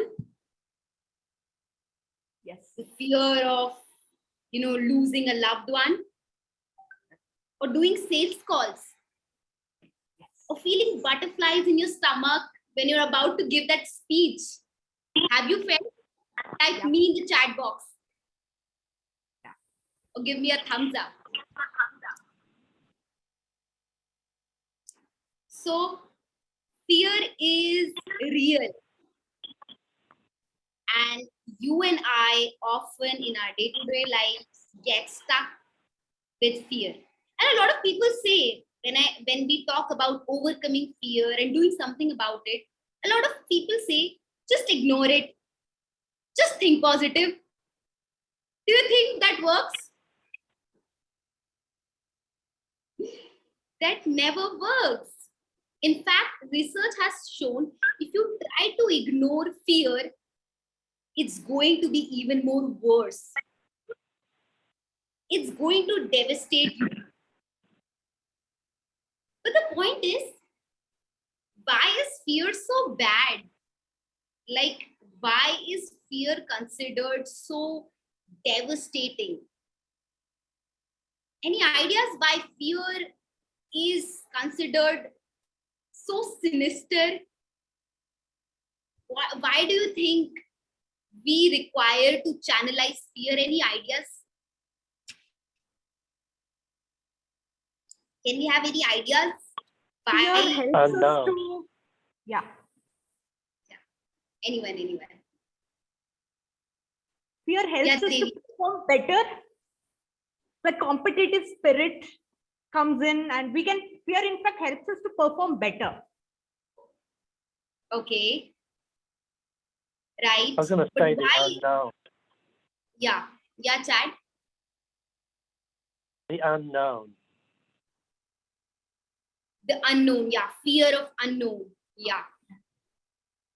The main reason why we think about rechannelizing fear is because it robs us of experiences. It robs us of experiences. Imagine you so want to give that power pack talk, but you have butterflies, or rather mouses, running in your stomach, right? Can you deliver that talk in that state? When your whole body is agitated, your heart is beating loudly, you are sweating, your whole body is in the state of agitation. And then people give this advice called calm down. Will that work? It's like throwing a boulder in front of a train. The train is running in full speed and you're saying throw a boulder. Will it stop, or will it hit the stone and smash it, and an accident will happen, right? So fear, we can't really ignore it, because there's no point ignoring your fear. Fear is real, and fear is something that we really need to address. Now the point here is, what happens when we are in fearful state? How is this fear stopping us? What happens is, when we are in the state of fear, we actually go in fight or flight mechanism, meaning we are scared to take any action. We are unable to think clearly. Our vision blurs, and our cortisol level, that is the stress hormone, it starts rising, right? The funny thing is, fear and excitement, they are both same physical states.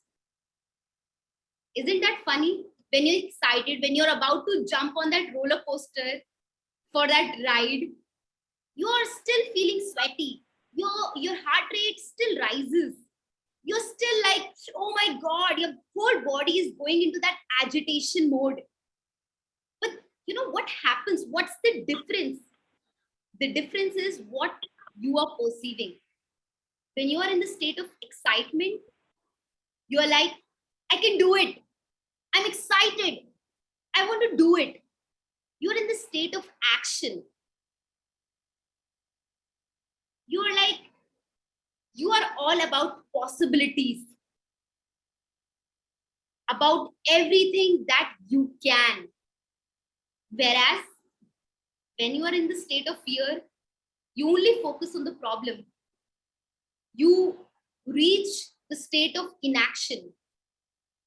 You're not able to decide and think clearly. Your vision blurs, you slow down, right? Whereas in excitement, your body is still in the mode of agitation, but your mind is like, you can do it.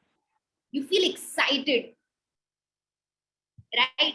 So there are ways to actually, use fear, channelize this agitation into excitement. and we are going to learn three strategies that will help you crush your fear forever. And I've been using these strategies for quite some time now to crush my fears. Whenever I'm scared to make that client call, I use it. Whenever I'm having butterflies in my stomach, whenever I'm about to go to that stage, I use it. And you too can use it to get all those experiences that fear has been robbing from your life. So number one, the number one technique that I use is called an anchor plus a 5-second rule. Now, what is an anchor? An anchor is something that you can hold on to whenever you want to hold on.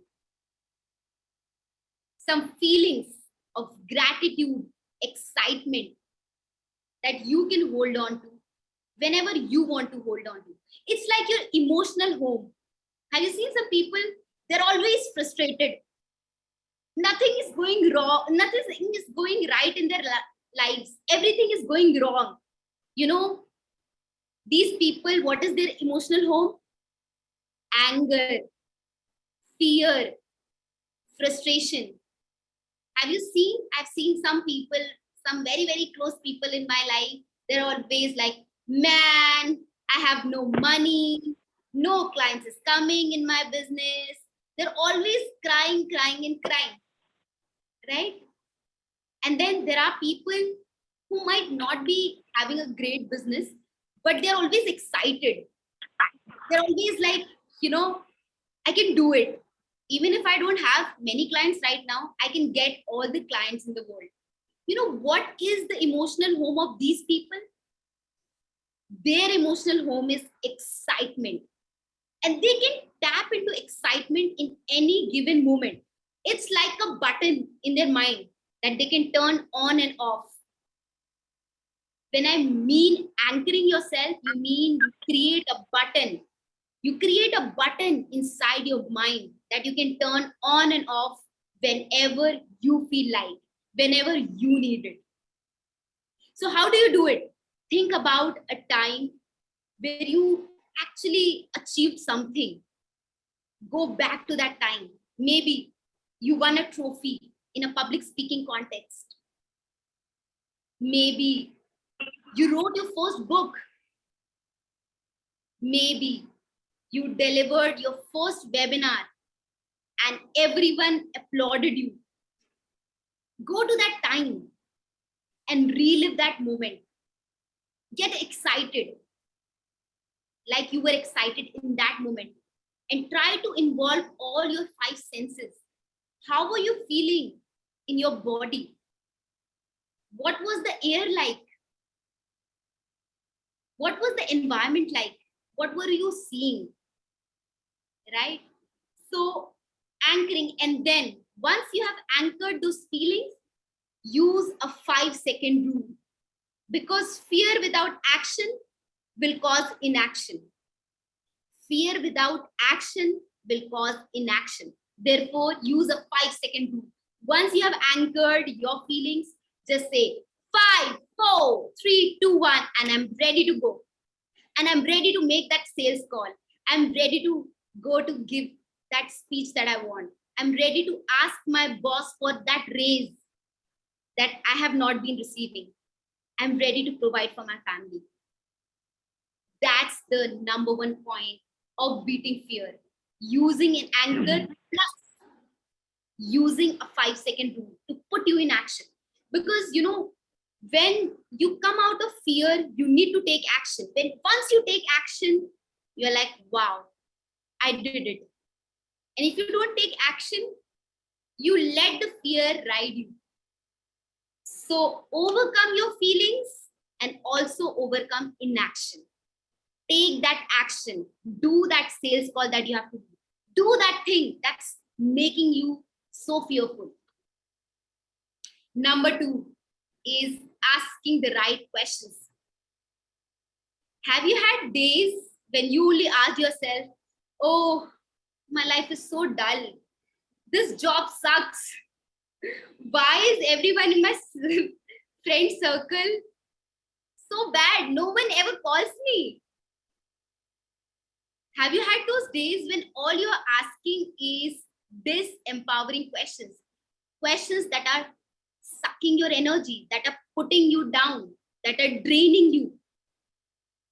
And have you had days when everything was going wrong, but you were excited? You were like, I am so grateful for this one client because I think this one client can bring 10 more clients. Have you had days when you were like, I can turn this around no matter what? Have you had days when you were feeling so grateful that you felt you are actually the richest person on the planet? So what is the difference? You were the same person. How could you behave in so diametrically opposite ways? It was just by asking different questions. What are you asking yourself every day? Are you asking yourself, what are you excited about every day? What am I excited about? Or are you asking yourself, another day, another hour, another work call, right? So asking empowering questions. Does it make sense? Asking empowering questions just changes the whole mood, the whole persona, everything of your day. It changes the whole vibe. And then comes the third thing, which you can actually embody in your life, is visualization. Daily visualization. You know, we all have fears which stop us, which rob us of our experiences. We're scared to ask for that raise because you know what? We think maybe we'll not get that raise. We're scared to go out of our comfort zone and try something new. We are all there in that phase. But if we can start seeing in our head, actually achieving things that we fear, like imagine you fear asking your boss for a raise, but imagine, visualize this with very specifically you going to your boss, specifically asking for a specific number that I want this raise. And you politely asking that and he actually giving you that raise. How would it feel like? Would it charge you? I think so. When you visualize it multiple times, when you visualize conquering your fear, it's easier to conquer your fear. Visualization has been found to actually improve your mind. It trains your mind to new possibilities, to what you can do. So keep visualizing. Imagine how would you feel? Like some people are scared of getting on a plane and flying to a new country. So you should visualize that thing in a specific context. Let's suppose if you're scared of flying on a plane, your visualization should be, you should see how would you feel when you're walking down that streets of that new country with your loved ones. How would you feel? Would that excite you? When you see that vision that excites you, it will flip your fear into excitement. So next time your fear is robbing you of experiences, financial well-being, beautiful relationships, or moving forward in career, you know what you need to do. Number one, have an anchor and take action. Number two, ask empowering questions that pump you up. And number 3, visualize achieving or overcoming your fears. Those are 3 powerful things that if you use it in your life, you will start turning all your fears into moments of excitement. And you'll be amazed to see life like a roller coaster ride of adventure. And every moment would be an aha moment. So are you ready to get on your roller coaster and experience all those ahas? Conquer your fears and be the captain of your life. It's time to turn your fear into excitement. Thank you, guys. Very well delivered, Taiba. Let's give Taiba a big round of applause. That was just amazing wealth of knowledge. And this has come at the right time for me. Tomorrow, I'm going to give a webinar and I need to be supercharged and I'm going to apply these techniques and I'm going to see the results. And thank you so much, Taiba, for sharing these tips and tricks with us. So going forward, we have a book review lined up. So Claire will be giving a book review. So let me introduce Claire once again. So Claire is an action coach who specializes in helping busy professionals transition from their day job to their dream job without sacrificing financial stability. Claire was born and brought up in Basingstoke, UK, and she's an accounting and finance graduate from Plymouth University. She's the founder of Poppy Dreams, through which she inspires people to work towards their dreams and take action. She's a Toastmaster as well as an award-winning speaker, and her motto in life is you learn something every day. And she's on a mission to show anyone that they can achieve their dreams. And she's also an upcoming author of a debut book, 121. And that's exactly what we are going to discuss with Claire about her upcoming book, 121. Welcome once again, Claire. Let's give her a big round of applause. Thank you, Devi. First, I would like to ask you, Claire, what is going to be the theme of this book, or what is the genre of this book that you're going to write up? So it's kind of along similar lines to Taiba. Your book, Unleash Your Spark. Mine is to help people get their spark back. Whoa. And it is 121 stories of my own life experiences and the biggest lessons learned, so that I can start bringing hope and laughter back to the world. I think that there's been a big shift lately that people have lost.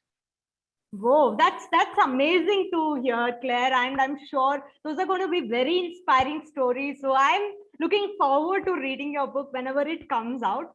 So in the first place, what motivated you to, take the decision to write the book? What is your motivation? Yeah, it's funny you ask. When I first signed up to do a book writing course, this was not the book I had started.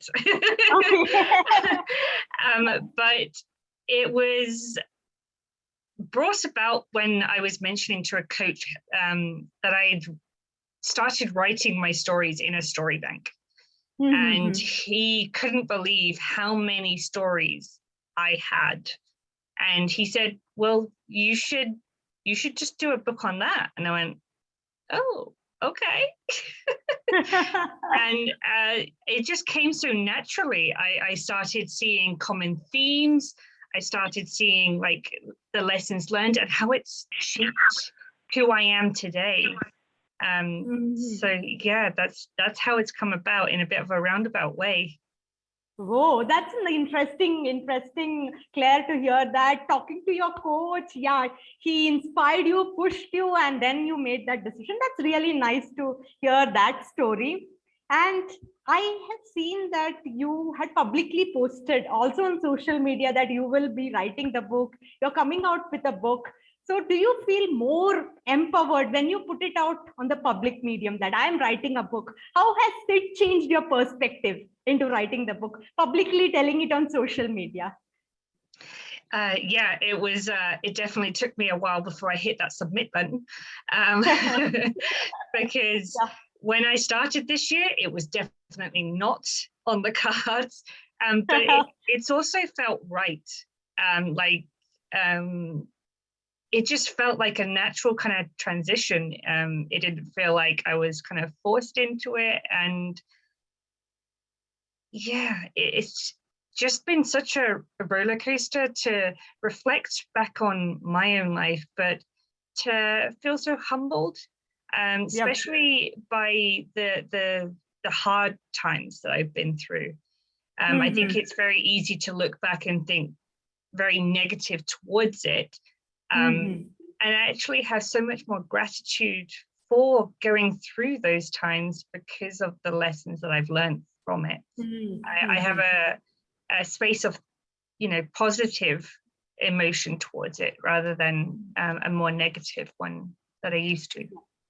Yeah, that's very well put. The gratitude is that's what takes us a long way. Instead of looking at events in a negative light, take a positive perspective.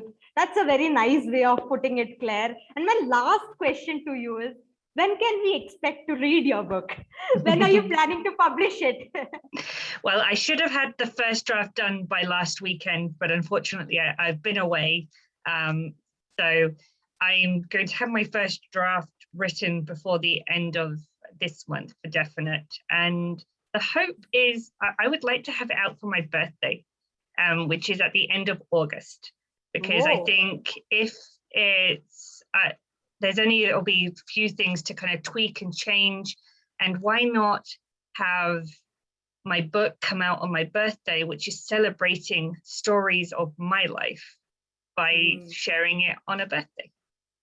Oh, very nice, Claire. Very nice. So awaiting your book on your birthday, and that's the best gift that you can give yourself. So all the very best for the book, and we are looking forward to catching up on your book. Thank you so much, Claire. Let's give Claire a big round of applause. Thank you, Devi. Yeah, thank you. So next, we have another power-packed talk lined up, and this time it's by my coach. I would like to call him my coach and very dear friend, Haritosh Srivastav. Let me give a brief introduction of Haritosh. So Haritosh is a public speaking coach. He's a certified mentor as well as a passionate storyteller. He's an award-winning speaker, having won accolades in India, US, as well as in the UK. He loves to mentor and coach young professionals and students in their endeavors, making their journey better and beautiful. He is also the author of the Amazon bestseller book, Small Town Bigger Dreams, which was launched in 2021, and it has been among the top 5 best time management bestseller books in Amazon. And I have had that privilege to read the book, and I would suggest if all of you have not read the book, you should definitely read his book. And apart from this, he's also an IT professional with 15 plus years of industry experience. He's currently working with TCS. So here he's employed as the IT project manager. So with a thunderous round of applause, let me welcome Haritosh to the virtual stage. Let's give him a big round of applause. And today's topic is going to be the world needs storytellers. Haritosh Srivastav, the world needs storytellers. The world needs storytellers. Haritosh Srivastav, the stage is all yours. Thank you so much. What an amazing event we all have come together for. What an amazing learning lessons and more importantly, stories. Yeah. You know, once there was a duckling. She laid eggs. And one of the eggs seemed little different. It was little dark, not like the other eggs. She said it looks yucky. As the time proceeded, the ducks came out of it, but this duck was little different. It was little bit yellowish to say, little bit whitish, and it grew differently from other ducks. and it started growing up. All the eggs, they started becoming ducks. This duck was actually a little black, and it was ridiculed not only for weeks but months. The duck was going through really rough time. Yeah, almost lost hope and faith in itself. And one day across the pond, he sees a group of swans swimming across. Something happens inside. He said, wow, what an amazing view. I love these people. And then he looks at the water and he's mesmerized because he's not a duck, he's actually a swan. Now, you might have heard this ugly duckling story in your childhood, but how relevant is it now? We are talking about the world needs you, but the world needs more is your authentic story. I remember we had our first meeting on 3rd June with Chad and some of us, and Chad, again, a visionary who said, why not let's do something which will impact world in its own way. And that has become a story for all of us. This is how we all came together listening to it. I'm so grateful I'm here because I've been listening the stories after stories after stories from the start of this summit. Stories by Claire. How do you move away from clutter to get a clarity? Stories by Devi. What are the 6 tips that you can apply and how she has applied? And the powerhouse Bobby. Wow.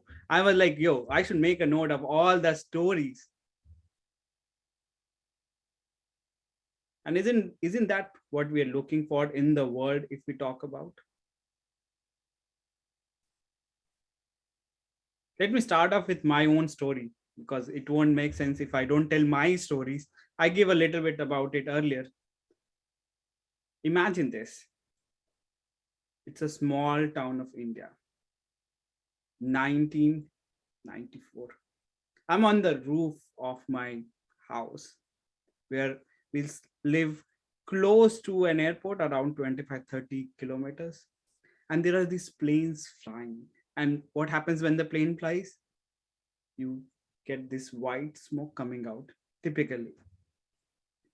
My sister is next to me and she says, what is that, brother? I said, you see, those are the white smoke that comes out of the aeroplane when they fly.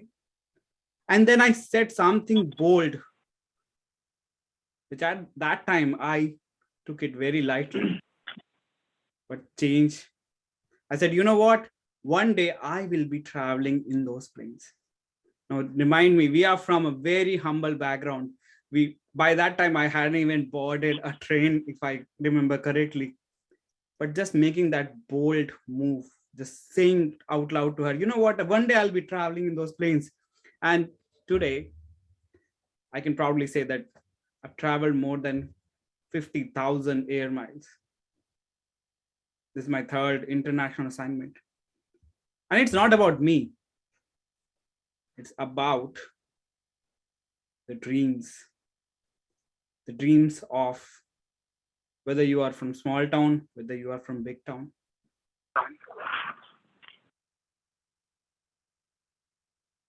What does that make you feel? Stories. When we talk about story, that is one skill that can change the way people look at you. Story can change or convert the critics to your raving fans. Absolutely. Stories create emotions. You know, Michael Jackson once wore a red color jacket. And then when he died, it was auctioned. And it was sold for the biggest bidder who bought it for $1.5 million. This was the kind of jacket that you can get in $50, 100 pounds, not more than that. And there was this person who was really curious. Why is it that this jacket somebody can buy for $1.5 million? Somebody said, oh, maybe it's because of the Michael stories. And he got really curious. He went to eBay and he ordered one item. You know, we all know about eBay, you get a lot of things. Bought some weird item. One of them was a pink horse. And he called up one of the scriptwriter. He said, oh, man, I'm trying to do this experiment. I've got this object. Would you like to write a story? The storyteller was intrigued. He said, yeah, let's do it. And then he did it for 99 more items. Can you imagine that 100 items? They were bought for $129. And if we talk about that pink horse, the one pink horse which was bought for 99 cents was actually sold for, drum rolls, $63.58. If we do a little bit of math, that's a gain of 6,358%. And that's only one object. If we take that total $129 objects, 100 objects, they were sold for $8,000. That's the impact of stories. We can learn to tell story, and this is so relevant, right? Many of us feel that, oh wow, Steve Jobs. How many of you do not know Steve Jobs? Because I shouldn't ask this question. How many of you know Steve Jobs? All of us know Steve Jobs, right? Do you think his primary job was to do innovation or creativity? He was a master storyteller. When he spoke from the stages, launching iPhone and iPad, he didn't talk about the microprocessor or the switch or the buttons. He talked about the stories. How this is going to impact your world, how this is going to change your world. You know, there was this amazing study done. They were launching a new iPhone and there were lines for a mile or so. And they went towards the end of the line and they asked the guy, all right, why are you in the line? I'm here to buy iPhone. Why are you buying iPhone? I don't know how, but I think the iPhone is going to change my life. That's the narrative that has been built in them because of the stories that have been told about them.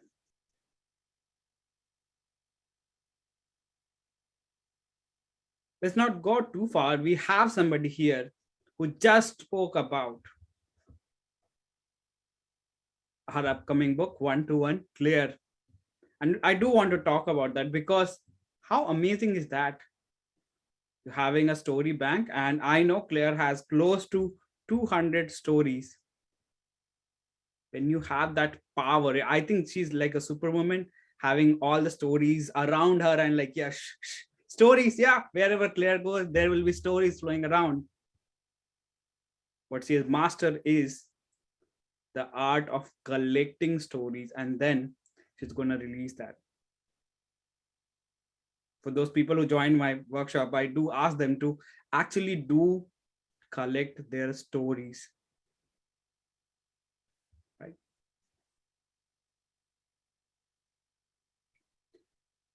Now, a lot of people think that storytelling is a new hot skills, something that has been there for only few weeks, few months, few years. But let's take back to the history. Before we had these amazing black devices called phone. Before that we had books. Before that we had carvings on the stones. But even before that, when we were ape men, we were in caves.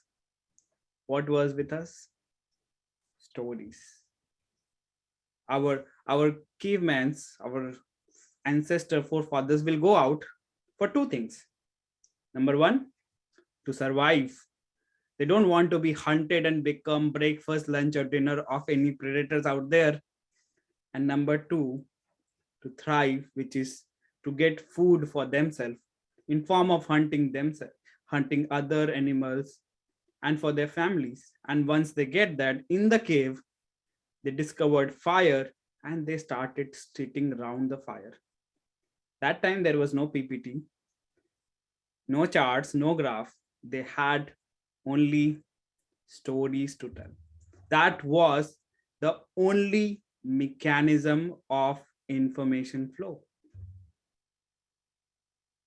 And that's the reason we are hardwired to listen to story. If I tell you data after data or show you a lot of graphics and lot of graphs, you might like it for a few seconds, probably for a few minutes. But after a few minutes, you'll feel dry. But if I tell you, which is what Bobby did today, amazing job of stories after stories after stories, you'll be fired up. You'll be like, yes, bring it more. I was going to type, Bobby, don't worry about timing. Please keep saying things, whatever stories you are telling.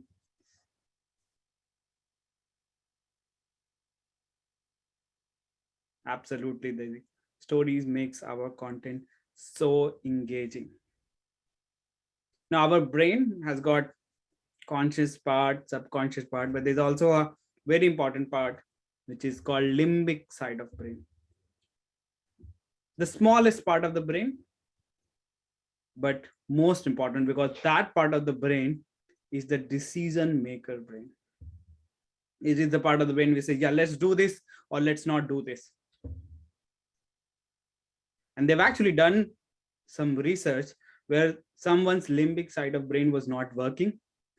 That person was doing very well, just that that person couldn't take any decision. And what does storytelling do is directly reach out to the limbic side of the brain. And that's the reason, if you're trying to sell somebody, if you're trying to propose to somebody, if you're trying to do a campaign, when you add a story, a captivating stories, we all say, yes, let's do it. There's also a lot of, and there's this term by a gentleman called David J.P. Phillips. He's a master storyteller, and he says this is called a cocktail of angels, which is basically when you hear amazing story, you have 5 different hormones that secretes, including oxytocin, serotonin, dopamine, endorphin, and testosterone.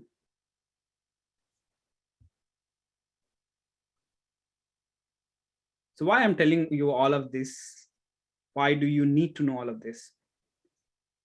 And which is where I want to bring us back to where we are. For those who know, who are in UK know that, and for those who do not know, next few days is supposed to be the hottest ever day in UK. Probably for the first time in the history, UK temperature is going to touch 40 degrees centigrade. We're going to build some story. We're going to create some story. But what's most important is, what are the stories that we're telling to the world? One of the reasons that global warming is not taking up is because there is lack of right stories. The reason Malala became so popular, or Greta Thunberg, for example, it's not because of the facts or figures or the vocal variety that they bring. It's because of the stories. I believe all of us have a unique story. My story is my story. Your story is your story. Every one of us have a unique story. And what we need to do is go out there, tell to the world, what is it that we stand for? What is it that we care for? And why is it so important for us to come together? Whether it's the world needs you submit or otherwise, again, because we see a lot of news of what's happening in the world, lot of negativity, but we need to be the ambassador of change. And our prime tool for that would be, can you guess? Stories. Our stories. That's right. When you tell your stories, you're authentic, you're vulnerable. I loved Devi when Devi said, you don't have to be perfectionist, you have to be progressionist. We all need to progress to it, but you need to be authentic. You need to be vulnerable. If I stop sharing about my background from the place, from the country, from the language that I come from, I'm doing an injustice. Injustice to myself, injustice to my community, injustice to my religion as well. What I want all of you to do after this talk is maybe take out 5 more minutes, apart from Claire's 15 minutes, take 5 more minutes and think about your stories, think about your journey.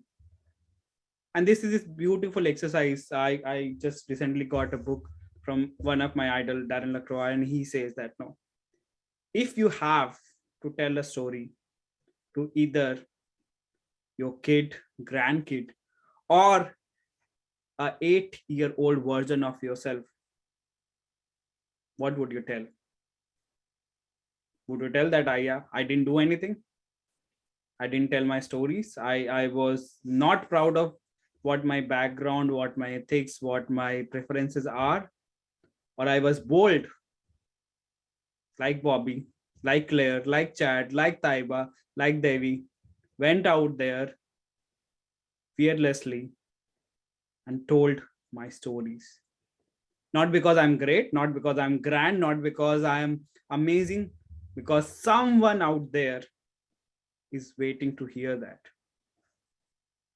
When I wrote my book, I didn't know it's going to be a bestseller or something. My only purpose was that if one person can change 1%, all this is worth it.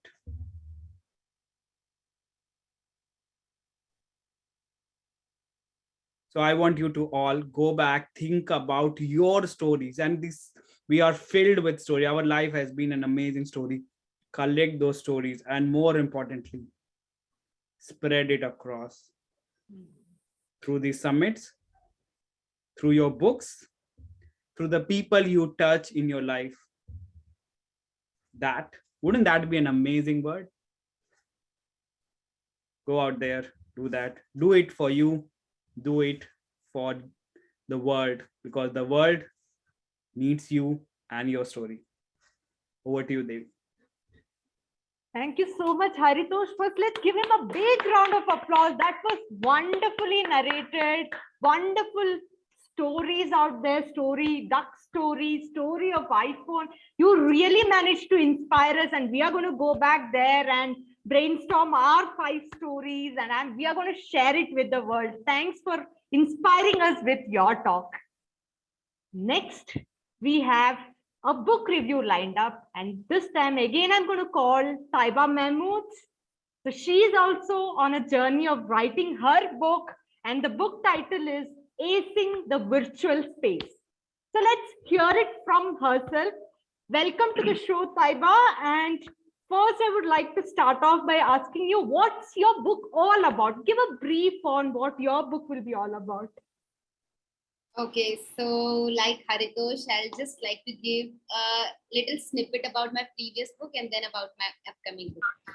So my previous book was about finding your passion, like what is it that really drives me, finding it out and monetizing it.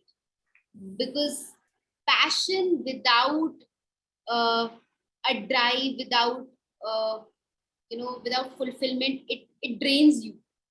Hmm. So if you can monetize your passion, it can become even better. Hmm. It can become even more stronger drive. So that was my first book. Now my second book is about how do we ace the virtual space. You can see there's a little rhyming also, ace and space. Yeah. So it is about how do you make the virtual meetings, because virtual is not going away, right? So either we have two choices. Either we learn how to make these meetings fun and interactive like this one, or we can make them dull and boring. And a lot of people still, they feel a disconnect with the virtual world. They feel that, virtual meetings can't be lively.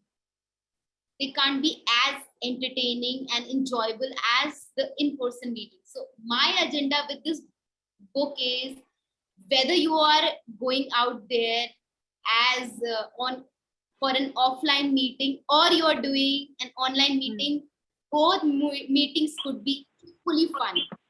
Hmm. So that's my agenda with my second book. Very nice, very well narrated, Taiba, and I'm really looking forward to reading your book. Now, my next question is, what actually inspired you to write this book? When did you first feel, yeah, I'm going to pen down this book? So, what inspired you? Where did you get that spark? So I thought a lot has been written about, how do you ace the, actual stage when we talk about public speaking, but there's no dedicated book which actually focuses specifically on virtual communication. What are the elements which make virtual communication very interesting, lively, right? How do you keep your audience engaged? How do you make them, how do you, foster psychological safety in them? That's so important. When they're in a virtual meeting, how do you foster psychological safety in them? So these points were actually, I thought there were a lot of books, but I was looking out for something new, something interesting, something which was relevant to the virtual times. And then I thought, why not, write a book that would address especially the virtual space. How do you look professional without breaking your bank? Right. Because a lot of people have this thing, and in virtual space, it has been researched and it has been found that people judge you in in first few seconds, like in the first 5 seconds, people will judge you if you have got a cluttered background. Yeah. Okay, that clutter is going to cause a lot of mess in your career. Yep. Okay, as Claire mentions, declutter. That is very important. Looking professional on the screen is very, very important. So that is how can you use easy hacks, simple, affordable hacks to look professional, to look good on camera. How can you be a pro on the camera? And also, there are tips to combat fear of speaking, even in the real world as well. So this is specialized for virtual space. Very nice, very nicely put, Taiba. How to look professional on screen, how to ace the screen. That's very, very well put. Now, next question to you is, what advice will you give the budding writers? There are many people who have a lot of ideas, but they have not started penning down. Many of us here are already writers, but people who are yet to pick up the pen and write, what advice, one line of advice, what would you give them? I'll say 3 words: dream, plan, and write. Yeah, dream, plan, and write. Don't do any other that. Yeah, that's very well put. Just dream, plan, and go out there and write. And the last question to you, Taiba, is, who is your favorite author? Whom do you look up to when you are penning down your books? I think Tony Robbins, I really love the way he pens down his stories. I read his book, Unlimited Power. And in that book, the way he narrated how he was a 17-year-old boy living as a janitor, and from that, one day he came over that same building flying a private, helicopter.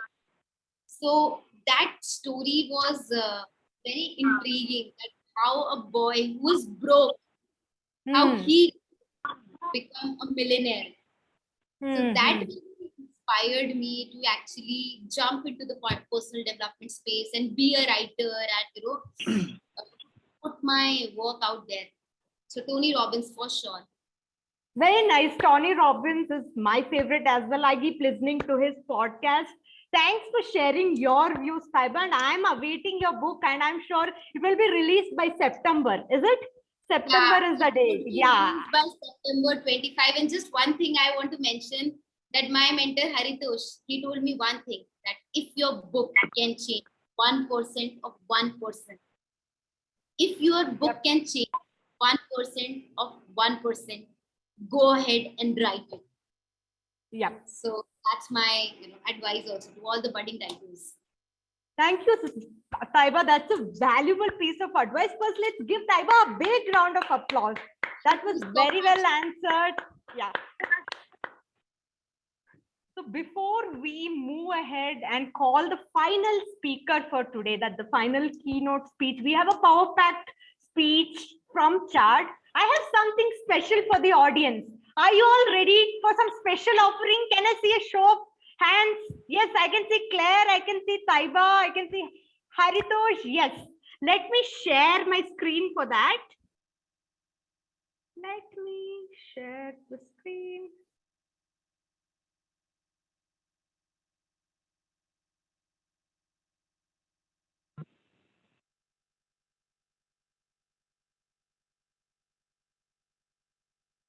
Can any of you guess this famous author who writes horror stories, who writes fiction, famous American author? Any of you, can you guess this person? Stephen King. Stephen King. Yes, exactly. Bobby has got it right. He's Stephen King. Very good, very good. Okay, I have more questions for the audience, but I will keep it for the later part. You have more visuals coming up like this, so stay tuned for these questions. So we have our keynote speaker for today, Chad, and let me give his introduction. He has been introduced before, but I would like to give one more introduction to him. That is, Chad Malone is a well-respected international communicator, and he's the author of the book, Finding Your Passion from the Inside Out. And he had spoken about his book a little bit in the first half. His can-do attitude provides a passion for what he loves most, which are taking individuals and teams from where they are at to where they want to be. So Chad's clients find value in him, helping them grow their personal leadership development and confidence. And his purpose is to add value to others every step of the way. So he says, transformation is not about doing something different, but it is about becoming something new. So today, Chad brings his gift of engaging us right where we are, and he will equip us and empower us to be more, do more, and have more. His desire today is to do just that, take our lives to the next level by teaching us the skills that bring transformation from the inside out. So with a thunderous round of applause, let's welcome Chad to the virtual space. Chad Malone, transformational leadership. Transformational leadership, Chad Malone. The stage is all yours, Chad. Thank you very much, Debbie. I really do appreciate it. Can you guys all hear me okay? Yes, yes, Chad, Awesome, you're audible. Fantastic. I first just have to say, wow. And when I say wow, I mean wow. Everybody has just knocked it out of the park. And when I mean knock it out of the park, I'm talking all the way out of the park. So I just am super honored to be here with every single one of you. And I just have to give a special shout out to Haritosh, because I tell you what, when you have a vision and you have the right people around you, things can happen. And I'm a firm believer that we really need to get this out to the masses. and to the world, because the world does need you. It needs Claire. It needs Haritosh. It needs Bobby. It needs Taba. It needs Devi. It needs all of us.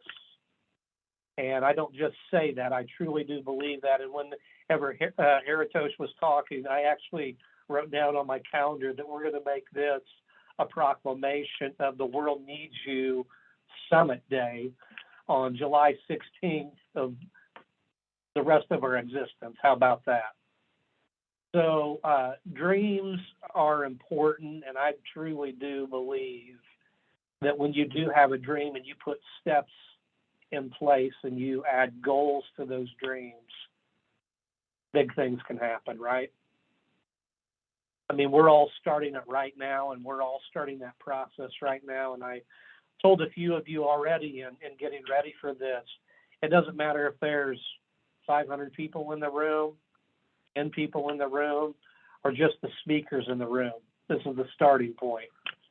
And so I really do believe that we are at the starting point of something that can be really, really great, not only for us, but also for the people that we want to see in the room for next time, right? So what I want to talk about today is about you.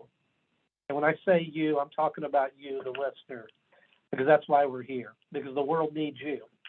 It doesn't need more Chad, it needs more of you. And so what I want to talk about this morning for just a little bit of time that we have together is about you as the individual. And before we do this, I want everybody to get as close to the screen as they possibly can, because I want to see all of your faces really, really close. All right, thank you, because the world needs you. I just want you to know that when I say the world needs you, I might get a little bit emotional because it's real, it's raw, but it's also contagious because the world does need every single one of us. I'm a firm believer, and I don't say this just to make up words. I really do believe this, that if we were supposed to be made during the 1900s, we would have lived during the 1900s. If we were supposed to be in the year 3000 plus, we'd be in the year 3000 plus. But we were made for a time such as this that we're living in, 2022. I want to be honest with you all, and I hate to say this, but I'm just being very candid and very transparent. I really don't care what goes on around me in the world. And the reason I don't really care what goes on around the world is because we can change that. Again, we've heard it today. We can change it by cleaning up the clutter that's in our mind, to being bold, to telling stories, to have faith over fear. We've heard it, right?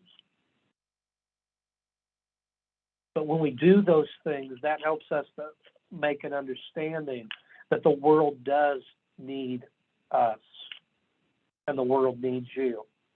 So a couple things I want to talk about when we talk about the word your, because the whole theme of today is the World Needs You Summit, but the whole process of this, or the whole philosophy behind this, is that the world needs your voice, the world needs your vision, and the world needs your victory. And all of those things create who you are as an individual. So the first thing I want to talk to you about today is something that is very near and dear to my heart, and that's a big reason why I wrote the book, Finding Your Passion from the Inside Out. I've actually got 7 other ideas right now of books that I'm, processing and working through. But the reason I do that is because of personal growth. Personal growth is something that's very, very personal to me. That's why it's called personal growth. And I want you to understand that I really, truly believe that personal growth needs to be something that is important to you as well. Back in 2008, I had an opportunity and a privilege Actually, I'll go back just a little bit because I think this story needs to have a little bit of foundation laid to it. But I flunked out of college my very first time, so I am only as successful as my failure. So I went to college, I failed, flunked out. I tell people all the time I had a 0.9 grade point average and an $18,000 student debt because of that. I ended up going back to college later on in my life, and as I went back to college, I started learning about who Chad was. I started learning that I needed to figure out who I was becoming. And the interesting thing is I decided that back in 2004, I was going to go back to college. I was a grown adult, but I still wanted to have that happen for me. And in my second to last class to earn my bachelor's degree, I had the teacher, she had us do this presentation of where did we come from, where are we at, where are we wanting to go. And during that time of getting ready for that presentation, it did a lot of things to me. It challenged me and it changed me and it created me to the person that you're seeing today. And as I was sitting there and as I was getting nervous because I was getting ready to go up in front of the class, present this teaching that I put together. Now I have to tell you all, we have to do exactly 15 minutes, not a second earlier, not a second later, before we got docked a whole letter grade. So the pressure was on. So I got up, I did my presentation, and as soon as I was finished, the teacher said to me, and said to the class, take a break. My head dropped. I'm like, oh no, I really bombed this. Teacher comes to me, sits right down next to me. Her name's Jane Surgis, sits next to me. She goes, Chad, I got to tell you something. I said, what's that? She goes, I've been teaching for 24 years and I've never had anybody get 15 minutes exact. I said, oh, so I get an A for the class? She goes, yeah, A+. I said, okay, I'll take that letter grade. And she goes, I also want to tell you something. She goes, I'm going to pray that the doors open for you and that you meet the people that you need to take your life to the next level. I said, okay. 2 weeks later, I got an actual call from the university vice president. He was the vice president at the time. And at that time, he called me up and he said, Chad, just so you know, I know you're an adult learner and you're on one of our satellite campuses. And, you know, we really focus on internally our main campus students. But I was told that I needed to call you. And I said, well, I really appreciate you doing that. And so he got me connected with his son, which this is how Bobby and I connect so well, is because of Zig Ziglar. His son worked for Zig, and we started having a conversation. And then in February of 2008, I had that one-on-one sit-down encounter with the master motivation himself, Zig Ziglar. And as I was having that conversation with him, he says, Chad, what do you want to do with your life? And I said, Zig, I want to be just like you. And you probably have people that you all encounter every day that says, hey, I just want to be like Heritage, right? I mean, there's people that do that.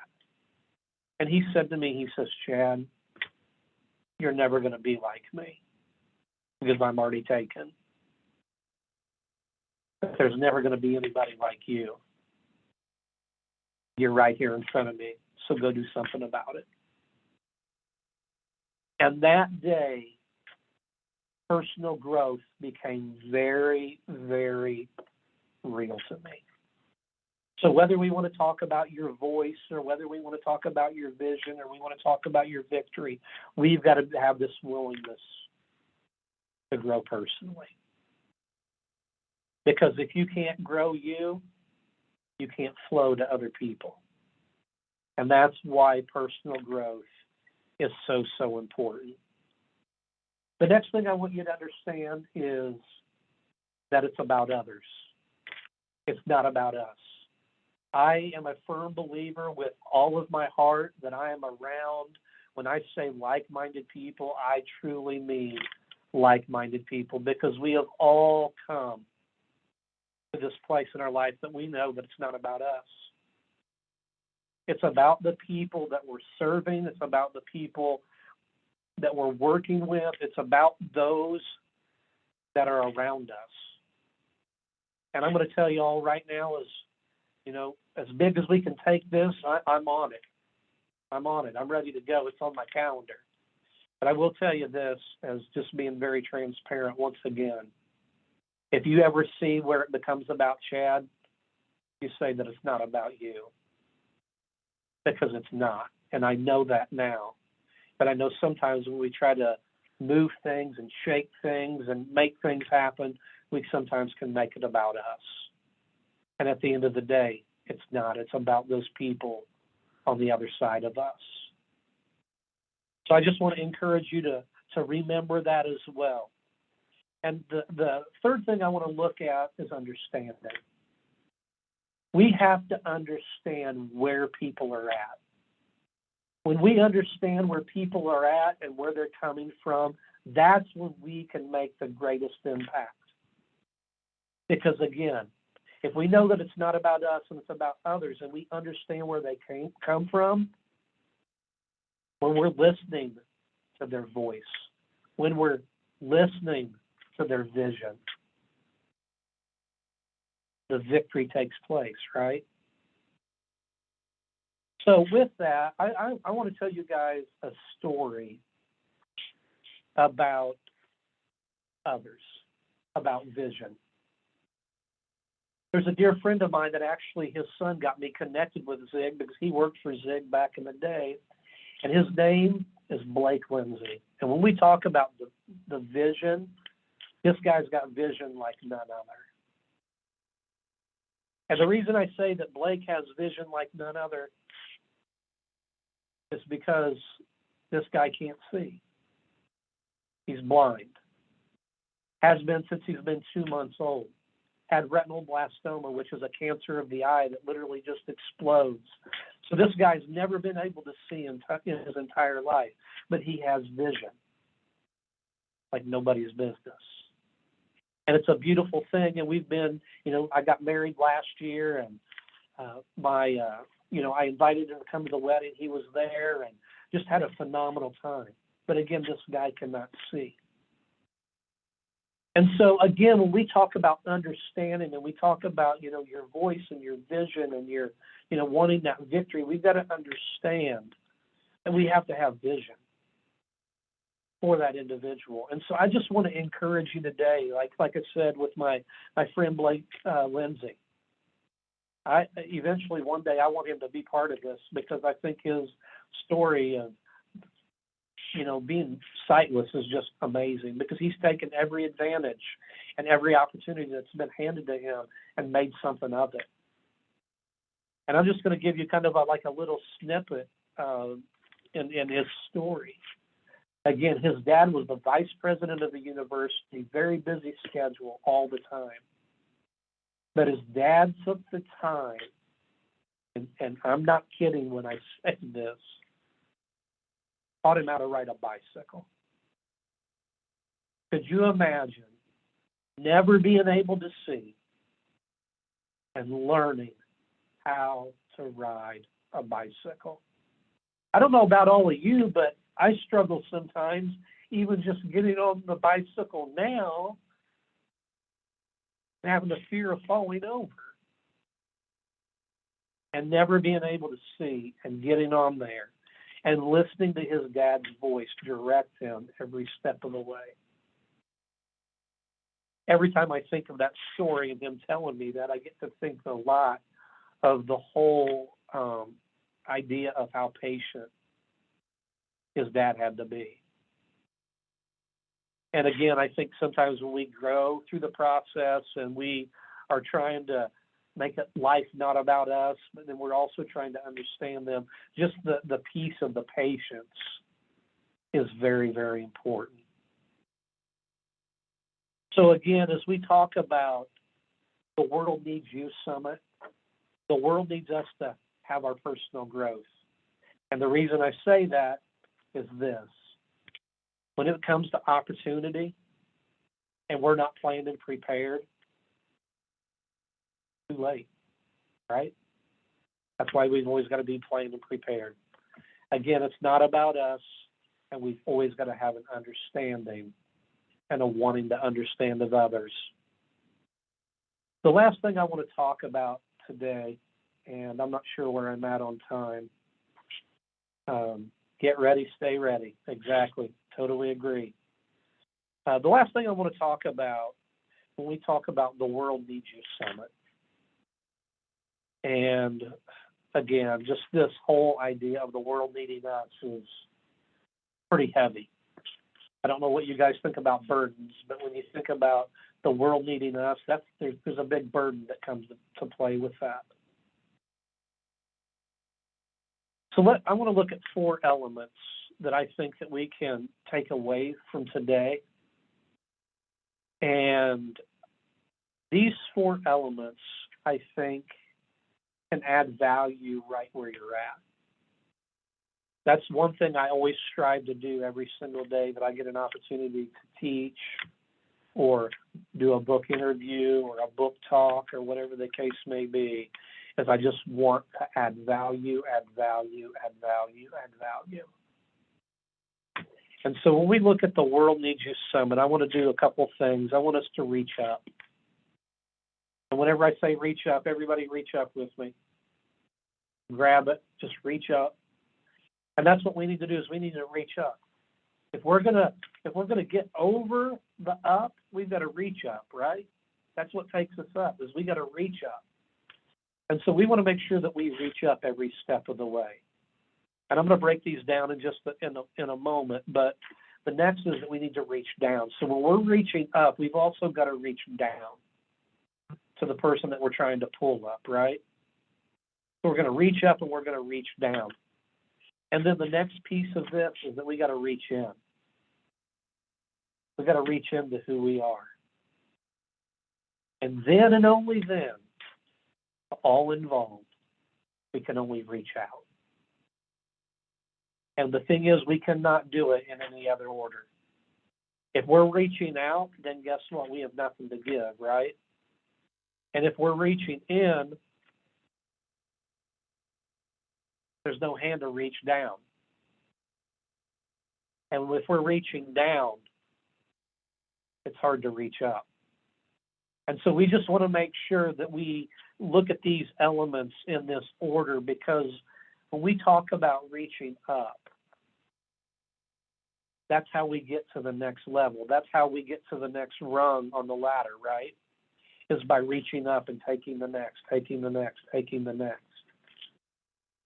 I mean, if life was was smooth. I mean, if you just think of this illustration, and this came to me the other day in preparation for this, and I thought, whoa, that's pretty heavy hitting. But when we talk about going up a mountain, if it was smooth and the mountain was smooth, we couldn't do it, right? And all things worth doing are uphill. Would you guys agree with that? Everything that we do is uphill. But if it was smooth, we couldn't even make it up the hill. So we need some of those things in our life that knock us around, that shake us around, and sometimes even knock us off the chair, if you will. I'm just going to give you guys kind of again, we're just being transparent, and I think it's very, very important that we understand this, that, life is not always just bowls of cherries and little sprinkles and rainbow glitter falling everywhere, right? I suffer from a divorce.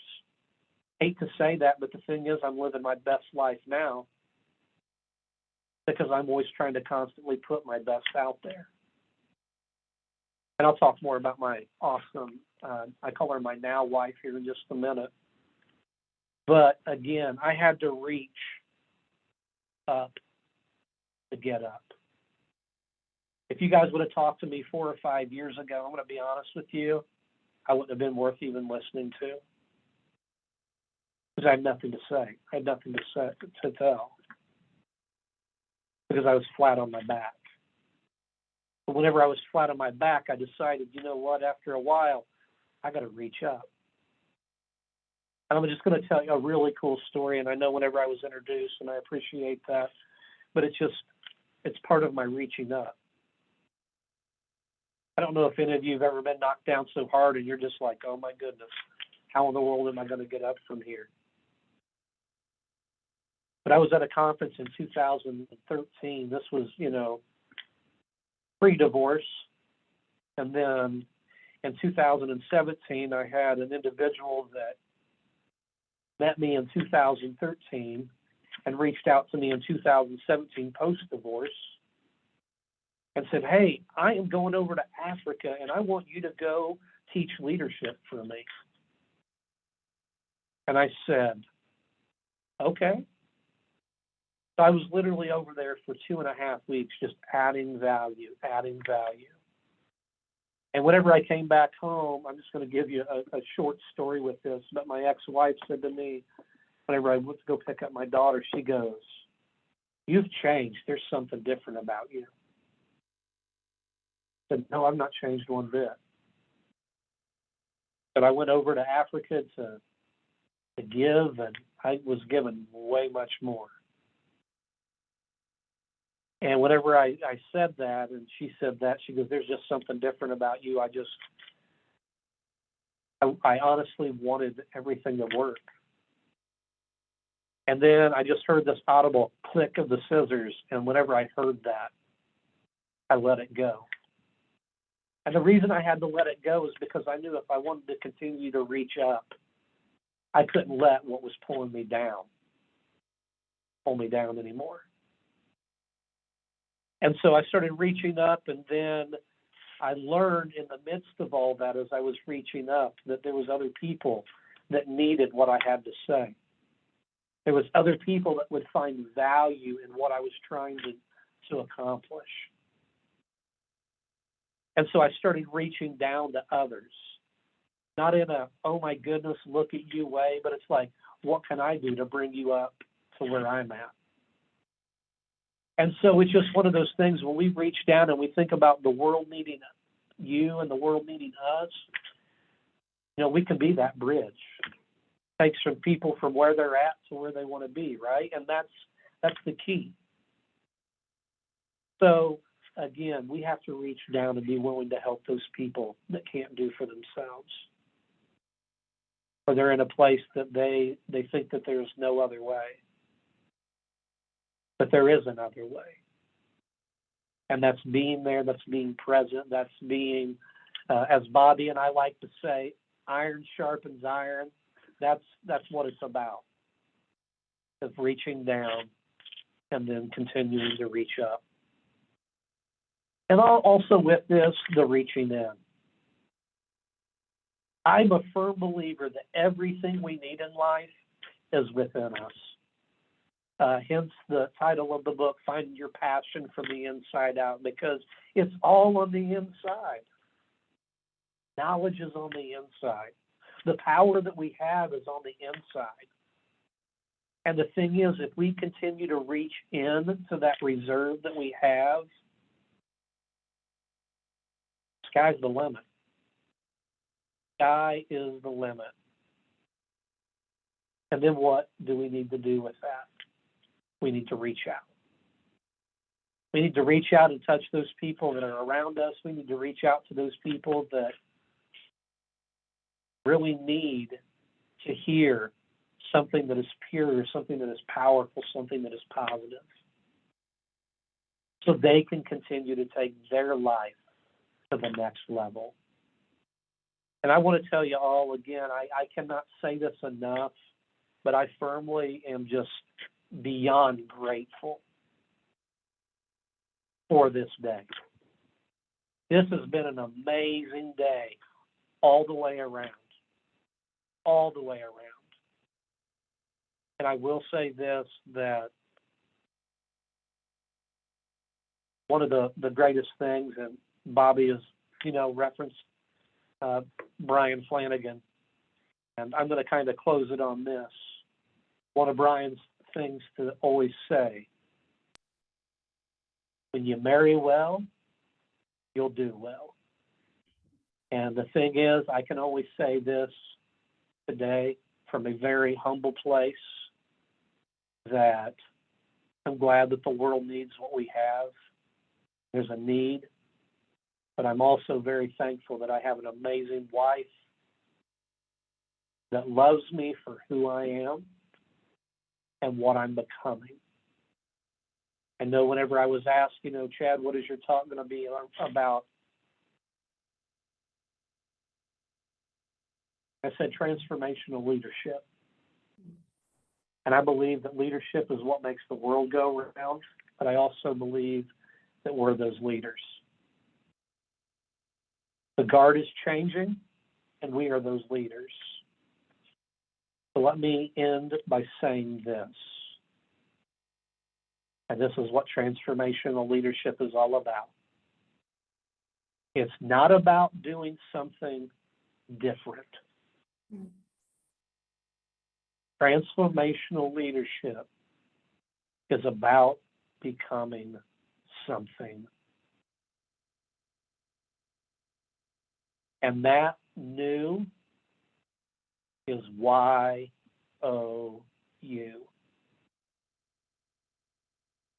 Bobby, Paratosh, Ava, Devi, Claire, every single one of us in this room, because the world needs you. I want to tell you all, thank you so much for allowing me to be here. I want to thank my wife for allowing me the opportunity to get away, to be part of this great day. Tomorrow's her birthday, so, she wants it to be all about her, but she knows that I love what I do, and that's adding value to others to take them from where they're at to where they want to be. I don't know about you guys. I'm ready to mark this on my calendar for next year. I'm going to turn this back over to Debbie. Thank you all so much. God bless you. Thank you so much, Chad. That was so touching. Let's have a big round of applause for Chad. So many snippets of wisdom being said, especially about reaching up, then reaching down, reach down to the right people. The world runs on leadership. Yes, we all need to discover that leader in ourselves. We all need to reach out to people and make this world a better place. And that's why we all are here conducting this summit. That was an amazing speech, Chad. Whatever you spoke made sense with the good examples. You're grateful for your wife, grateful for the people who have brought you so far. That was just an amazing talk. Now, how many of you want to do a brain exercise? How many of you want to do? I can see Haritosh hand going up, Claire, Taiba, everyone wants to do. So let me share my screen once again. Let's have some brain exercise.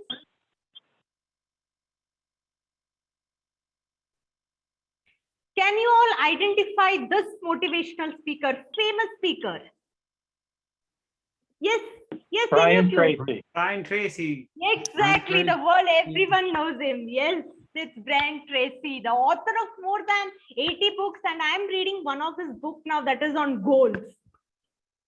Next question. Can you identify this famous person? Simon Sinek. Yes, Simon Sinek, the author of the book Start With Why. That's another inspirational book. He has a lot of wisdom to offer when it comes to leadership, when it comes to personal development. My next question is, can you identify this motivational speaker? Nick Vivek. Yes, Nick Yep. Vivek. Yes, he is born without arms and legs, yet he inspires a lot of people, bringing about a change in people's life, and his life is worth emulating. Thank you so much, everyone, for having guessed all the questions right, and we have had a very good brain exercise. Let's give a big round of applause for everyone. So we have had wonderful time here for almost 3 hours now, and let me tell you frankly, I've been off listening to everybody's speeches. I got to learn from each and every one of you today. From Chad about transformational leadership, how to reach out to people. from Bobby about how to be bold, how to be courageous, how to speak up for yourself. And from Claire, especially, how to declutter your mind, how to leave back the bad memories, and how to start life afresh. And from Taiba, how to find your spark, how to ease the virtual space, and most importantly, from Haritosh, how to be a good storyteller. The world needs more of us. Thank you all speakers, and you all have enlightened us with so many good stories. So now it's time to open the floor for a panel discussion and question and answers. So let's hop into the panel discussion session and let's discuss our heart out and let's clarify some questions. So the stage is all yours. Amazing, amazing. Great job. First of all, let's give a big round of applause to Devi and Taiba. Both of our hosts has been the fire today, on fire and making us all amazing, vigorous. Now, I want to start off by first question to, and let's do in this way, if everyone's okay.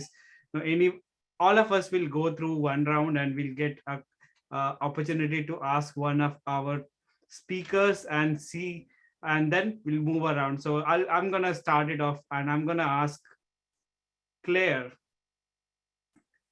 I know you were nervous. I know, and I hope you're okay to share about that. But how do you feel about it now that you have spoken, now that your message is out there in the world? And more importantly, what is your takeaway for the day? You had been here since the start and now it's more than 3 hours, as Devi said. How have you gone through the emotional roller coaster of today and what has been your takeaways? And then you can ask a question to somebody else. Yeah, let's do it right now. My mind feels like it's been through the washing machine and it's taking everything in. I've written about, I think, 7 pages of notes. And I've just been truly blown away by everybody here. I'm definitely glad I did it, despite feeling completely nervous as anything before stepping on. It felt authentic. It felt true to myself. So I'm very, very glad to have done it, and definitely sign me up for next year. Amazing. And you felt terrible. We felt amazing because we didn't feel like you were nervous or anything. You were such a powerful speaker. So yep, it's now your turn. Ask any of other panel member your question, burning question. Can I say something real quick, Haritosh? Yeah, sure. Yeah, go ahead. Sure. Just so you know, Claire, the world needs you. Just saying. Oh yeah. Thank you. Well, I'm going to pick on you, Chad, anyway, for my question. So, you were completely inspiring, and you really touched me with your words. I could feel and hear your emotions. What would you say is like your top tip for delivering emotion without getting emotional? That is a loaded question, Claire. And here's the reason why. I'm being me. I'm not being anybody else. Again, I'm not trying to, use, Bobby's lesson as to answer your question, but I'm being me. And the thing is, it goes back to my conversation with Zig himself. That's only the person I can be. I can't be somebody else. So I think to answer your question, how can I, and I think my emotion is because of my passion. And the thing is, I think if we can exude our passion, that creates, I think, that emotion that you're talking about. But I think it's more of the passion than it really truly is the emotion. Does that make sense? Yeah, no, I definitely get it. Good, because I'm going to tell you all this. when it's my time is finished here on this earth, I want to be like a sponge that is so wrung out, there's nothing left of me. Yes. And that's why I invest in other people. That's why I think a lot of people can hear my emotion, but I'm also a believer that if you can use your passion that maybe feels like emotion, it will create motion in somebody else. Thank you very So much. hopefully that answers your question. Hopefully that answers your question. Definitely. Now it's your turn to ask somebody else. All right. So I'm going to ask you all a question. Is that okay? When are we doing this again? When is When your are we book gonna coming do out? Do what? When is your book coming out? We can do it right after that. Okay. Yeah, I'm all game in. We want to do it in 3 months, 6 months, next year. Tell me and we'll do it. We'll do it much better, much grander. But yeah, we're gonna do this. Get sponsors the next I think time. we all need to come to the Do it on a UK. next scale. Yeah. Awesome. We can do it on any month except October, because October is the month where I'm about to get Somebody is married. getting hinged. Yeah. Yay! So Congratulations. yeah, except October, any month works for me. All Can you right. guys see this? Oh wow, that's amazing. I think I saw that on Facebook or somewhere. Yeah. Amazing. Yeah. Congratulations. When Congratulations. you found the one, it's a great thing. But Absolutely. let me say something though, because I get a lot of marriage advice that people ask me now because of being divorced before, and I'm going to share this with you just because this is free. Just take it. It's not about finding the right person; it's about being the right person. Mm, Always remember that. wow, Yeah. that's amazing. All right. So Taiva, you want to ask the next question to someone? Oh, yeah. I want to ask Bobby to sort of make me his fourth daughter.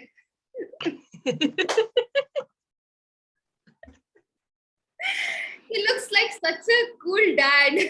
I mean, Are you dad- up for adoption? the Hey, dad come that on. You're the dad that I always wanted. He's that perfect father figure. My dad is a very rough and tough kind of dad who's always giving me instructions. I want. So I found Bobby such an amazing, like, speaker, jokes apart, such an amazing person and speaker, wow. such an amazing human you. being that I really felt like asking him that, will you be my Well, dad? I'm gonna hug you. I want to hug you. Thank you. Virtual Oh, hug. man. I was Was touched you- by when he said I had three daughters. I said, okay, make me the fourth one. Jokes apart, but I genuinely mean it. Your stories, the way you narrated the whole thing, it was so amazing. What is your secret to, being bold when you're asking for a raise, when you're, just asking things for yourself? How do you be bold? Wow. That's first of all, you're welcome in my house anytime. I'll take you in. Just come on. You'll be one of the family. You're already one of the family. So I hope my daughters can hear that. My daughters, I embarrass them they're all teenagers. So I've always tried to have fun my whole life. It's if you want to have friends, be a friend. And so I've always had that mentality. I have very sweet parents who are very giving. And I think sometimes in my life, I've been run over for being a nice guy. Like people just go, oh, you're a nice guy. I'm going to, and people have taken advantage of me for that. And as I get older, I'm like, no. I'm getting bolder and bolder and bolder as I get older. So I'm a Christian.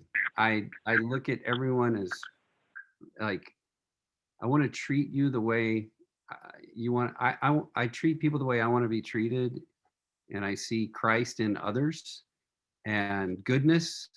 I'm always seeking out, what is this person going through? Like, why are they being a jerk? Like, what's going on in their life that's causing them to be this way?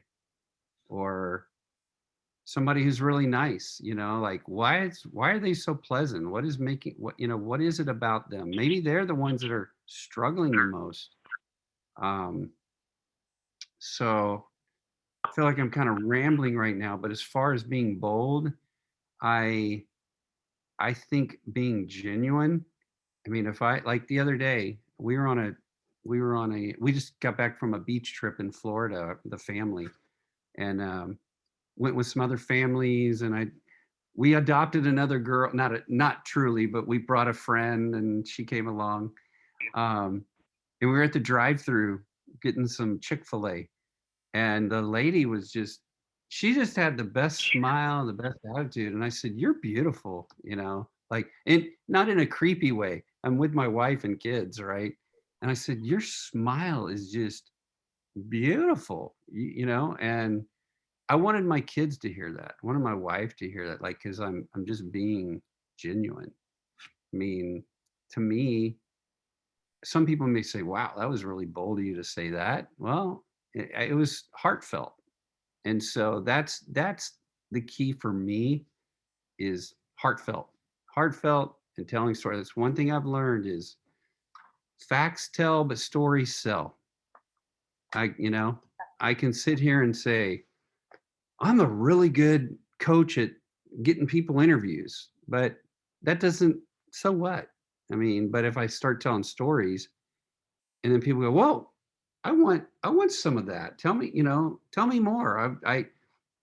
They're attracted to the stories, so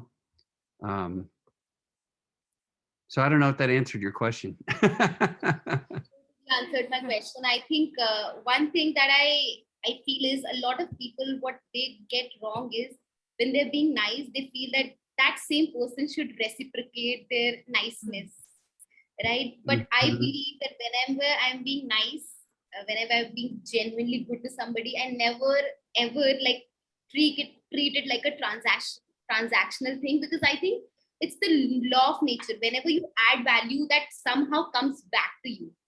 So it does not have to come back in the form of the same person or the same thing, but the value you have added, it would come back to you in manifold. So I think you should believe in that law and just keep adding value. Thank you so much for. Yeah, thank you. I have one question for Bobby. Yeah, if I can step in. Yeah. Bobby, you are in demand. Yeah, that is. I was really amazed when Bobby talked about his sales career, how he got hired, how he was, convincing people to buy the product.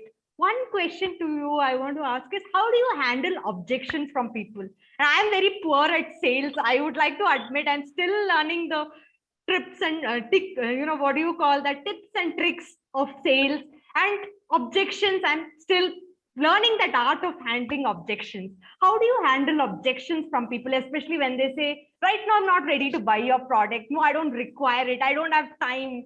How do you handle such objections?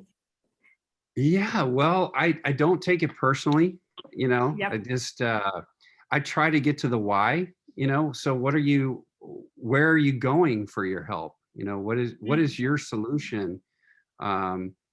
I don't want them to feel guilty or bad for not using my product, but what I do is I I keep my confidence and belief in myself. Yeah. And sometimes they come back, they try and do it on their own. And then they're like, they come back. I don't want to say they come crawling to me, but they'll come back and they'll say, I should have done this like a month ago. But they're trying to save money or for whatever reason. So this was interesting. Gosh, what's it called? Groupon. Do y'all know what Groupon is? Groupon is it's a service where you can advertise something and give a big discount. And it's a way to get customers in the door. So like for instance, this was years ago. I put together like I'll do a resume review and 30 minutes of coaching and something else. I don't know. I had like 3 items and I did it for half the price just to get people in the door and get recognition. And some woman was chatting on there publicly where everybody could see it. And she said, who would want to buy interviewing skills? Like, that's a bunch of crap. You know, that's like, she was totally just speaking poorly of me. And so the objection. And so I thanked her publicly. Hey, thank you for your input. Instead of attacking her, hey, thank you for your input. I'm so pleased that it's helped many people. It sounds like this is not the right product for you, and that's okay. But I do appreciate you taking a look at it and recognizing my service, you know? So then it made me look like, I don't want to say a hero, but it made me look like a man of integrity. Yeah. Instead of like, what do you mean? And that, because inside I was really mad, quite frankly. You know, it irritated me. So, you know, I've just learned to not take things personally, believe in myself, ask questions, try to get to the why, and understand where they are. Someone said it earlier, you know, meet people where they are, you know, try to understand where they are. And that's what I try and do. Yeah. Thank you for your inputs, Bobby. All these points make, you know, real sense, practical tips, and thank you for sharing that. Of course, I'm If I could say something. thrilled to be here. It's an honor to be here. Yep. If I can add something to real quick to piggyback on what Bobby was talking about. Again, you know, Brian Flanagan's our dear friend, and he's got a book. It's called So You're New to Sales. He didn't ask me to publicize that or put a plug in for that. But one of the things that jumped out was I just finished the book in like 3 days. I mean, it was amazing. But one thing he talks about is the difference between objection and refusal. Sometimes you have to dig a little bit deeper into that situation or that person to see, you know, what the bigger reason is. Kind of like what Bobby was just saying about, you know, why is it? Why is this not for you? That kind of thing. So never take objection personally, because it could just be refusal. Yes, that's a valid input, Chad. Thanks for sharing this viewpoint, objections versus refusal, that difference. Thank you for sharing that.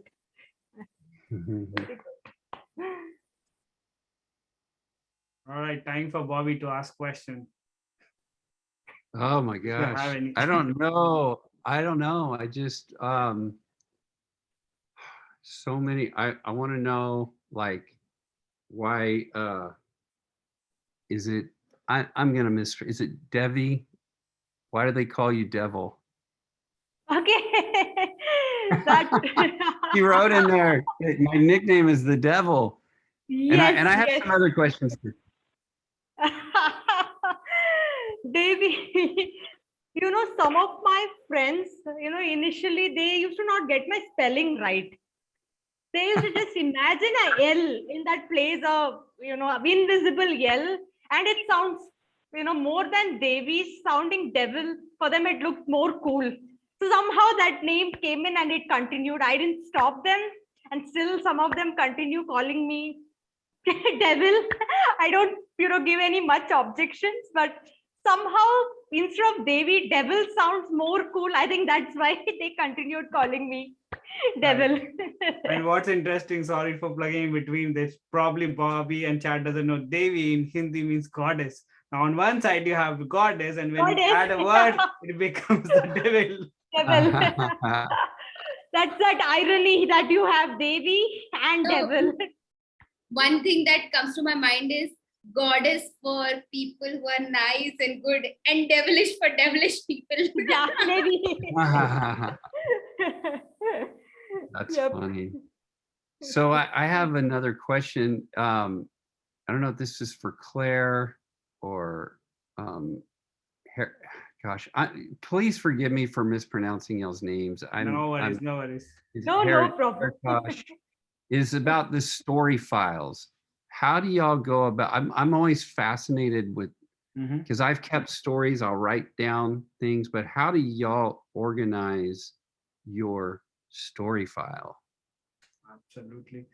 Claire, do you want to start or should I start? You can start and I'll finish. All right. Yeah. So ironically, there are three people who I coach, and one of the things they always hear from me is having a story file, and it could be a physical file or it could be a digital file as well. What I think is more important is collecting. So what I say is, and I read this book, I think I should have here. Yeah. So this book is amazing book on storytelling. It's called Storyworthy. So if you know story slam that happens, Moth Story Slam that happens in US. And this guy, his name is Matthew Dix. He's been 36 times Moth Story Slam winner and 5-time Grand Slam winners. And he says that you have an assignment for life, which is every night when you go to sleep, look at your day, look at what kind of things that has happened. And if there are any stories, there must be some story, note it down somewhere. So I recommend that you have a pad or create a dedicated copy or use an app, whatever it is, but try to bring out stories from inside. I think I have close to 100 stories of my own, but it is scattered. As I preach, I'm not that organized, but the purpose is not that organization. The purpose is to start recalling and recollecting those stories, because that's where the beauty comes. And I'm so proud of Claire because she's going to tell how many stories she has collected in last 5 months or so. So Claire, now this is probably the right time to transition to you. What is your take on Story Bank?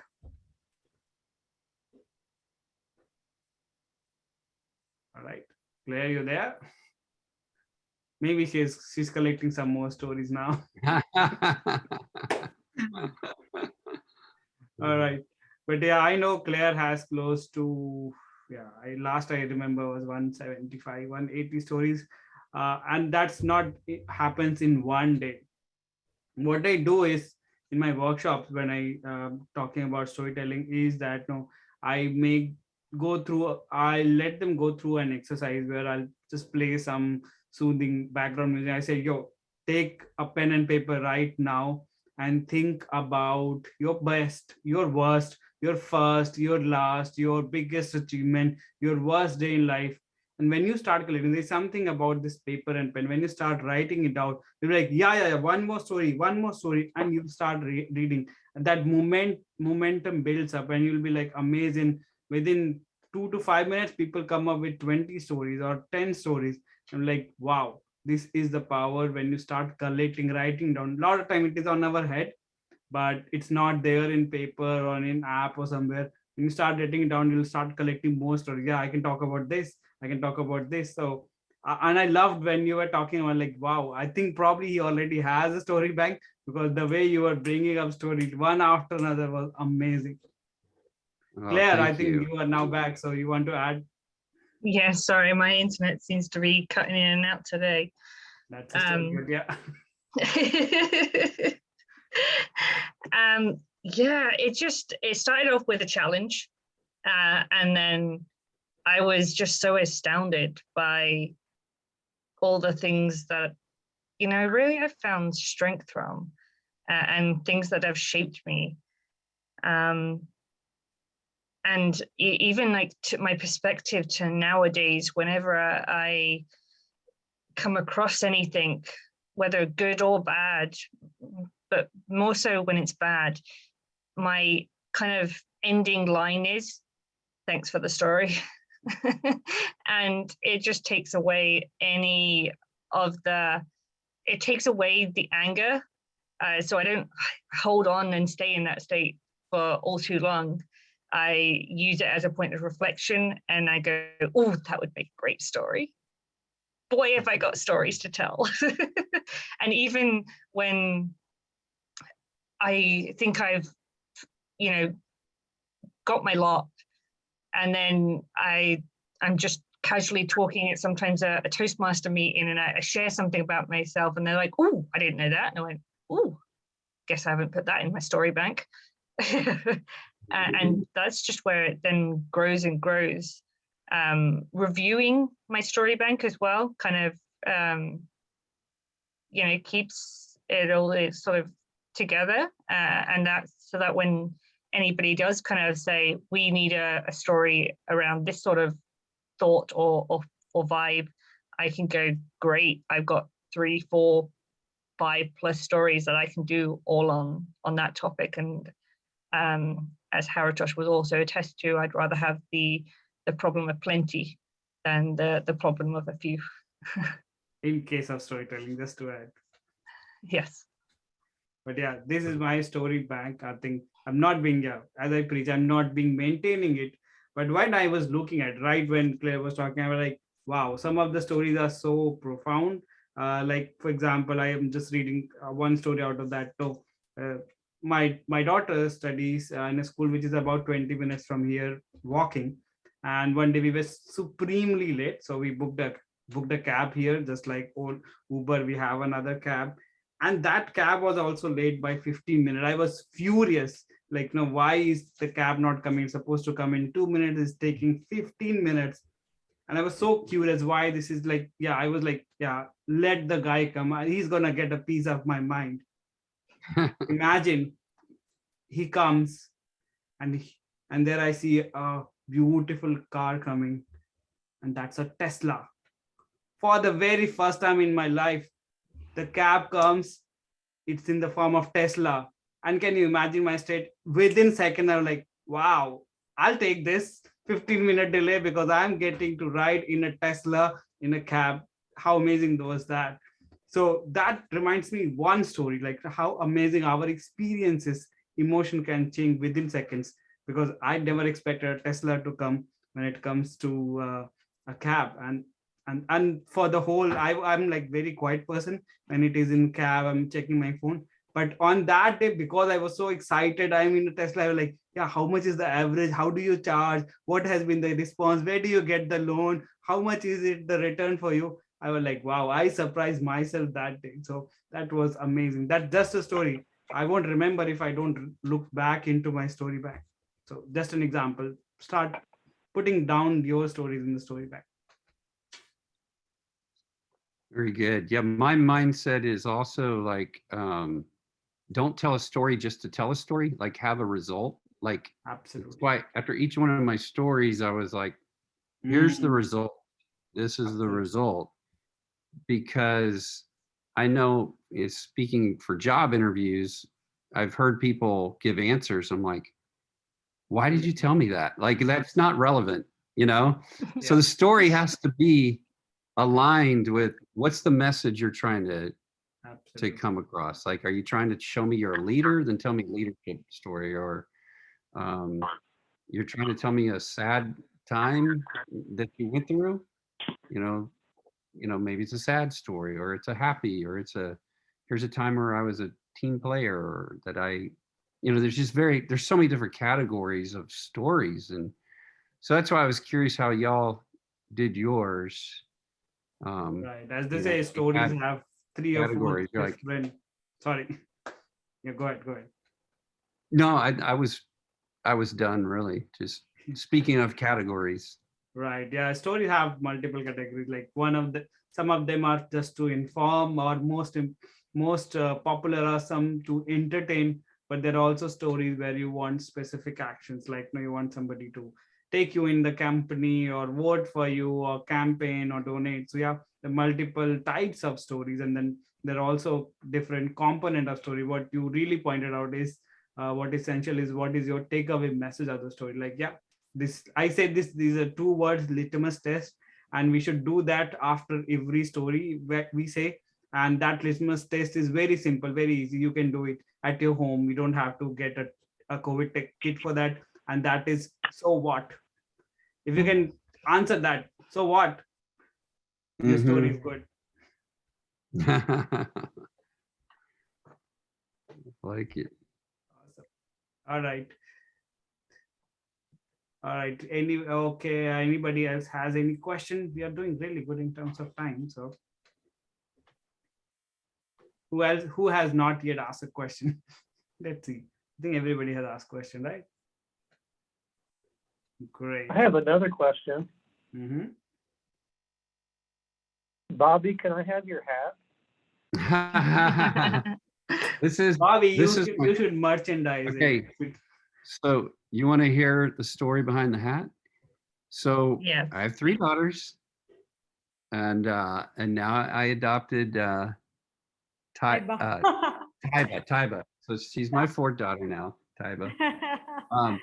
So my youngest daughter is 12. She'll be 13 soon. And then my other daughter just turned 15, and I have a 17-year-old. So my youngest daughter said, you know, she's really close to the middle daughter. She goes, I'm going to celebrate her birthday. Her birthday was in June the 1st. I'm going to celebrate a birthday month for her. So I'm going to go out and buy 30 gifts, and every day I'm going to give her a gift. And I took her shopping, and she went on Amazon, and she bought this hat. She bought this hat on Amazon to give to my daughter, and she wore this hat. We went out to dinner. We did all kinds of stuff, and this hat was like the hit of the birthday. But it was part of the 30-day celebration of her birthday. So Chad, you're gonna have to fight my daughter for that to get the hat. Maybe if the price is right, she might. He can keep it. She may negotiate with you. I don't know. Negotiation Yeah. skills. Awesome. Yeah. So Yep. I have a question too. I'm just putting it out there. Do y'all like the name Bobby Boldness? Do y'all like that? I love Or it. is it? I love it. I mentioned it to amazing. somebody before, and they told me, they said, that's so stupid. I would never do that. And somebody else told me that too. I think 2 people said, oh, that's stupid. It's like, I'm like, it's not where I'm coming from it. And so then I talked to Chad, I talked to some others, and they're like, I love it. So to my point earlier in my presentation, you're not going to make everybody happy Absolutely. no matter what. So I was just curious that since I'm new to all of you, is what your initial thoughts were on that, but you all seem to be a thumbs I up want to on tell it. a story if you don't mind. So there was once You- an artist, and he created a beautiful painting out there. And he said, he put it on the road. People were walking by, and he said, write it down if you don't like this picture, this painting. And he had more than 100 people say, yeah, I have this, has got this problem, that problem, that problem. Was like, whoa, he felt so bad, and he was like, no, I don't want to do it. He told to his friend, and he said, what you did was great. Just add another line. If you don't like something, please change that. He put that painting for 7 days on the street. There was not a single change done. So whatever you're doing is perfect. You don't need anyone's validation. Bobby Yeah. Boldness is amazing. You don't need to get anyone's Because if somebody says it's bad, ask them, okay, what else you will put? Tell me. And you probably Yeah, will not get yeah. any logical answer then. Exactly. Exactly. Cool. Thank you for that. You're welcome. All right. So I think we are come close to the final announcement, which is we are gonna have. I'm sorry, I'm taking over. If maybe you want to proceed, you can. Proceed, Haritosh. You are in that flow, so please proceed. Yeah, it's difficult to stop me when I'm in the flow. So, Yeah. All right, I think we are coming towards the end of this, but I'm not gonna say that this is the end of this. It is just the starting of the preparation for season 2 of the World Needs You Summit.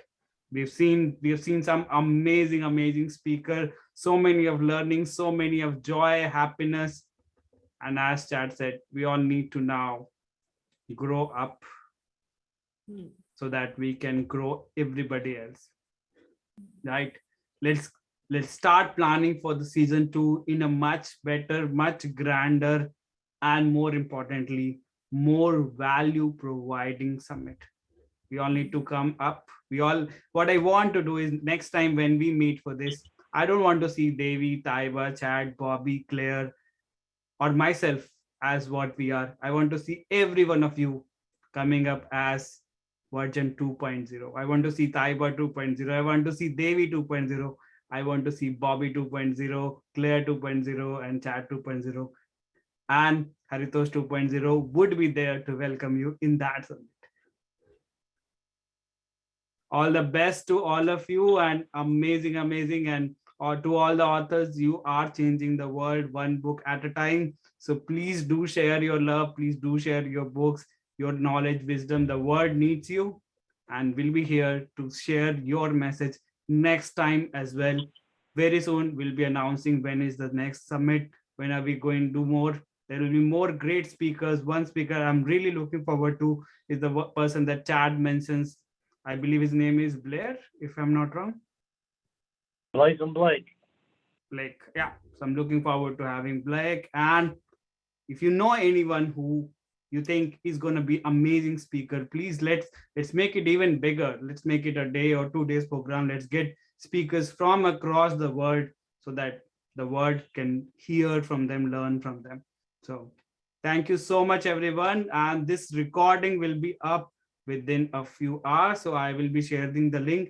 Feel free to use it as your convenience wherever you want to. We have taken a ton of pictures, and please use it for your advantage any place. So amazing job, all of you. Thank you so much. Remember, the world needs you. Thank you. Thank Hold you. on, so much. everybody. Thank you, That was Haritosh. great. Wonderful. Pleasure to